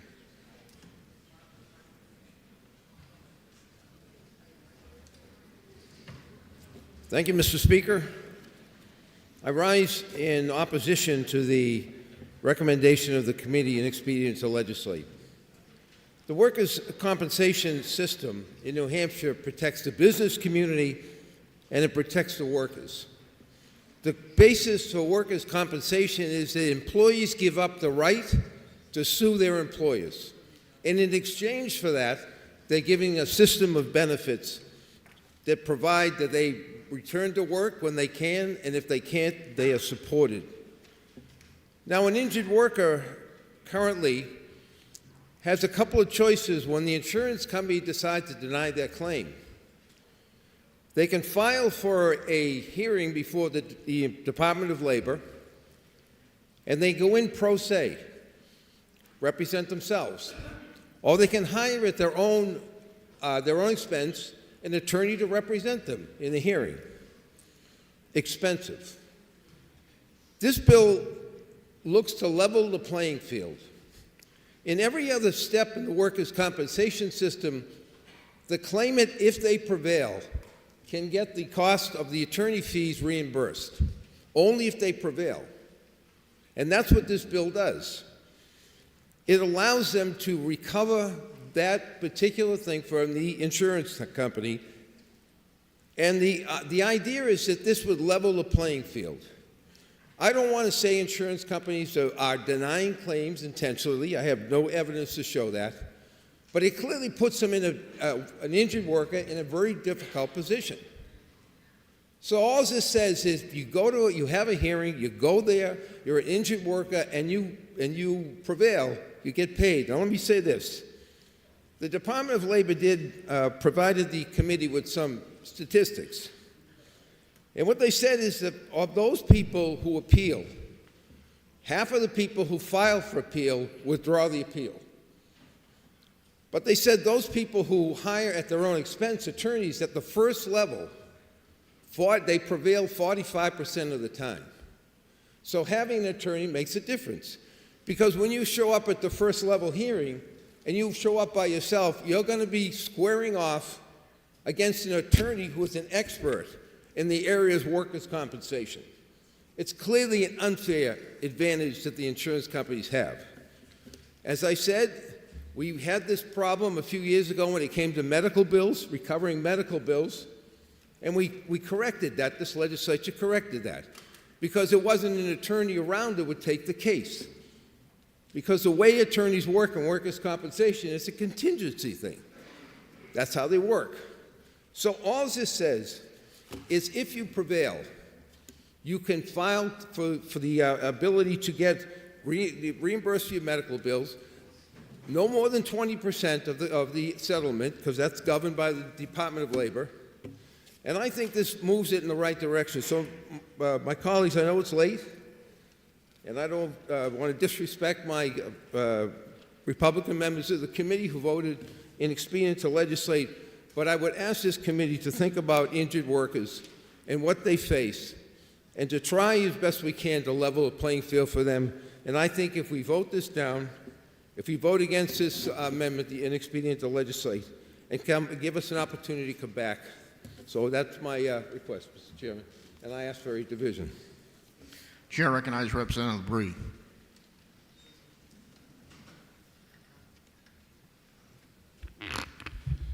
Thank you, Mr. Speaker. Mr. Speaker, I rise in opposition of House Bill 299 due to the negative impacts it would have on the workers' comp hearing process. This bill is problematic for 3 reasons. Number 1, increased litigation. By automatically awarding attorneys' fees and costs, this bill encourages unnecessary legal action, making litigation the first resort rather than the last. Number 2, financial burden. Higher insurance costs for employers would likely result from the bill's suggested mandate. And lastly, unclear cost responsibility. The Department of Labor has noted there is an uncertainty as to who would ultimately pay these fees and costs. This could lead to both legal and administrative challenges, ultimately affecting taxpayers. This bill has the potential to cause far more problems than it solves. Colleagues, I urge you to vote ITL by pressing the green button. Thank you, Mr. Speaker. The motion before us is a Majority Committee report of inexpedient to legislate on House Bill 299. A division has been requested. Members, take your seats.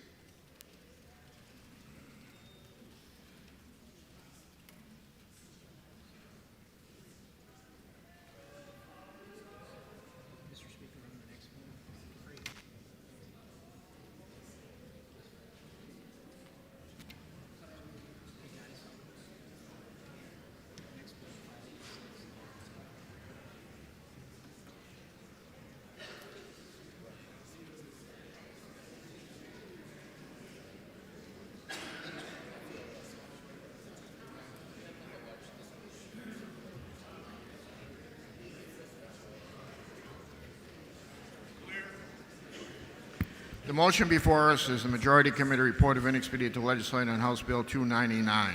This is going to be a division vote. Chair recognizes Representative Soucy for a parliamentary inquiry. Thank you, Mr. Speaker. Mr. Speaker, if I believe that this legislation is a crucial step in ensuring that injured workers are provided with the necessary legal representation to claim their rightful benefits under the law, if I also believe that this legislation would level the playing field between the injured worker and the insurance companies, and Mr. Speaker, finally, if I know that this legislation would reimburse the injured worker if they prevail at the department level, would I now press the red button to overturn the committee's report of ITL? Thank you, Mr. Speaker. Chair recognizes Representative Flanagan for a parliamentary inquiry.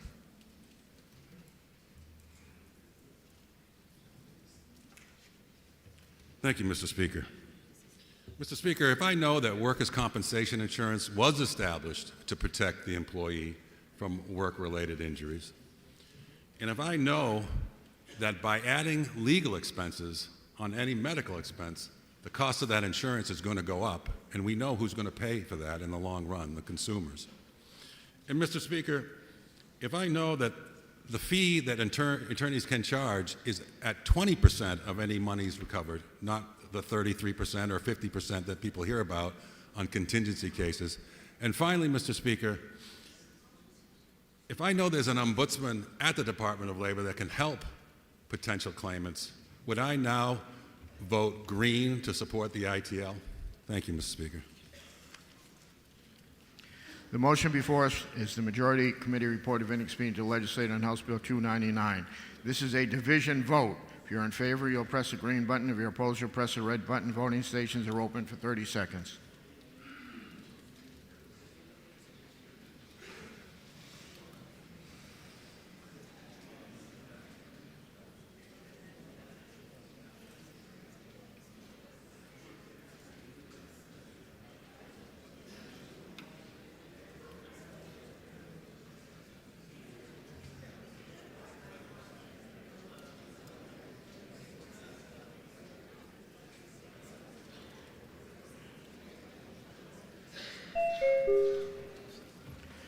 If all members present had an opportunity to vote, House will attend the state of the vote. 193 voting nay, 177 voting nay. Committee report is adopted.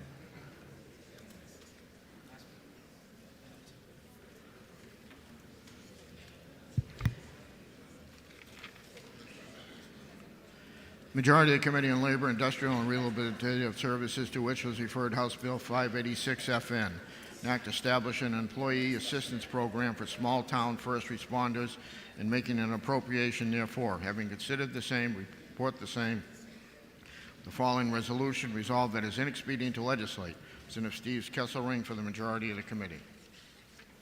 Minority of the committee, having considered the same, being unable to agree with the majority, report with the recommendation the bill ought to pass. Representative Brian Sullivan for the minority of the committee. For what reason does the member rise? Thank you, Mr. Speaker. I rise to make a motion. State your motion. I'd like to table HB 586. That is a proper motion. The motion before us is to table House Bill 586.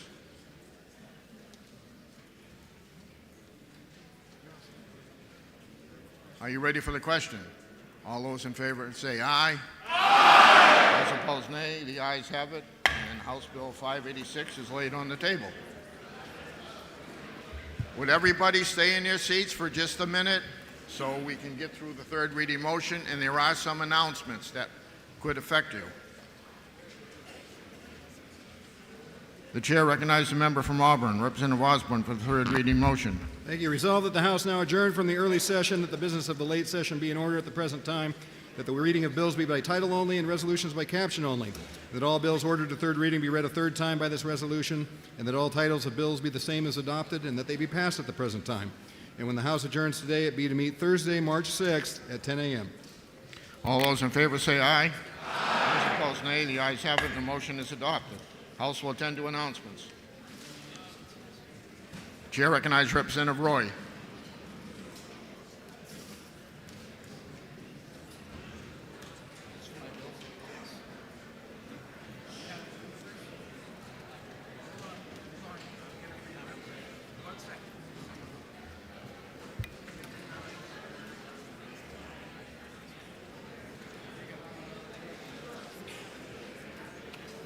Thank you, Mr. Speaker. Members of Criminal Justice, the following House Bills 59, 159, and 592 that are going to be execed tomorrow will be open and recessed, and the recess will be until next Wednesday at 10 a.m. Chair recognizes Representative Armand. Thank you, Mr. Speaker. An announcement. The Emerging Technologies Caucus is going to meet tomorrow by teams, 11 o'clock tomorrow, Friday. If you're a member of the caucus, you should have got a calendar invite. If you have trouble with it, please see me. We're going to be talking about blockchain tomorrow, so it should be interesting. Chair recognizes Representative Weiler.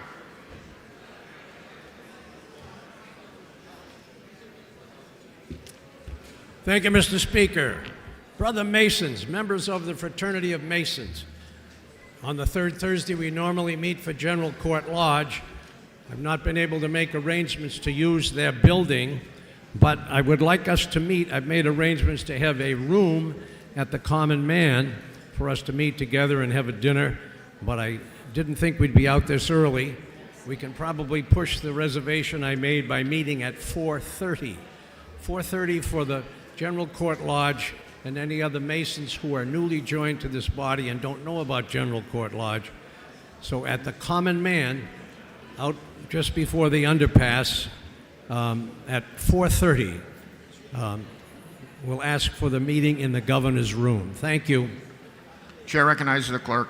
Thank you, Mr. Speaker. Just a reminder, as we will not be in session next week, please empty your seat pockets, and if you have a overflowing box in the back, we would encourage you to empty that as well. Thank you, Mr. Speaker.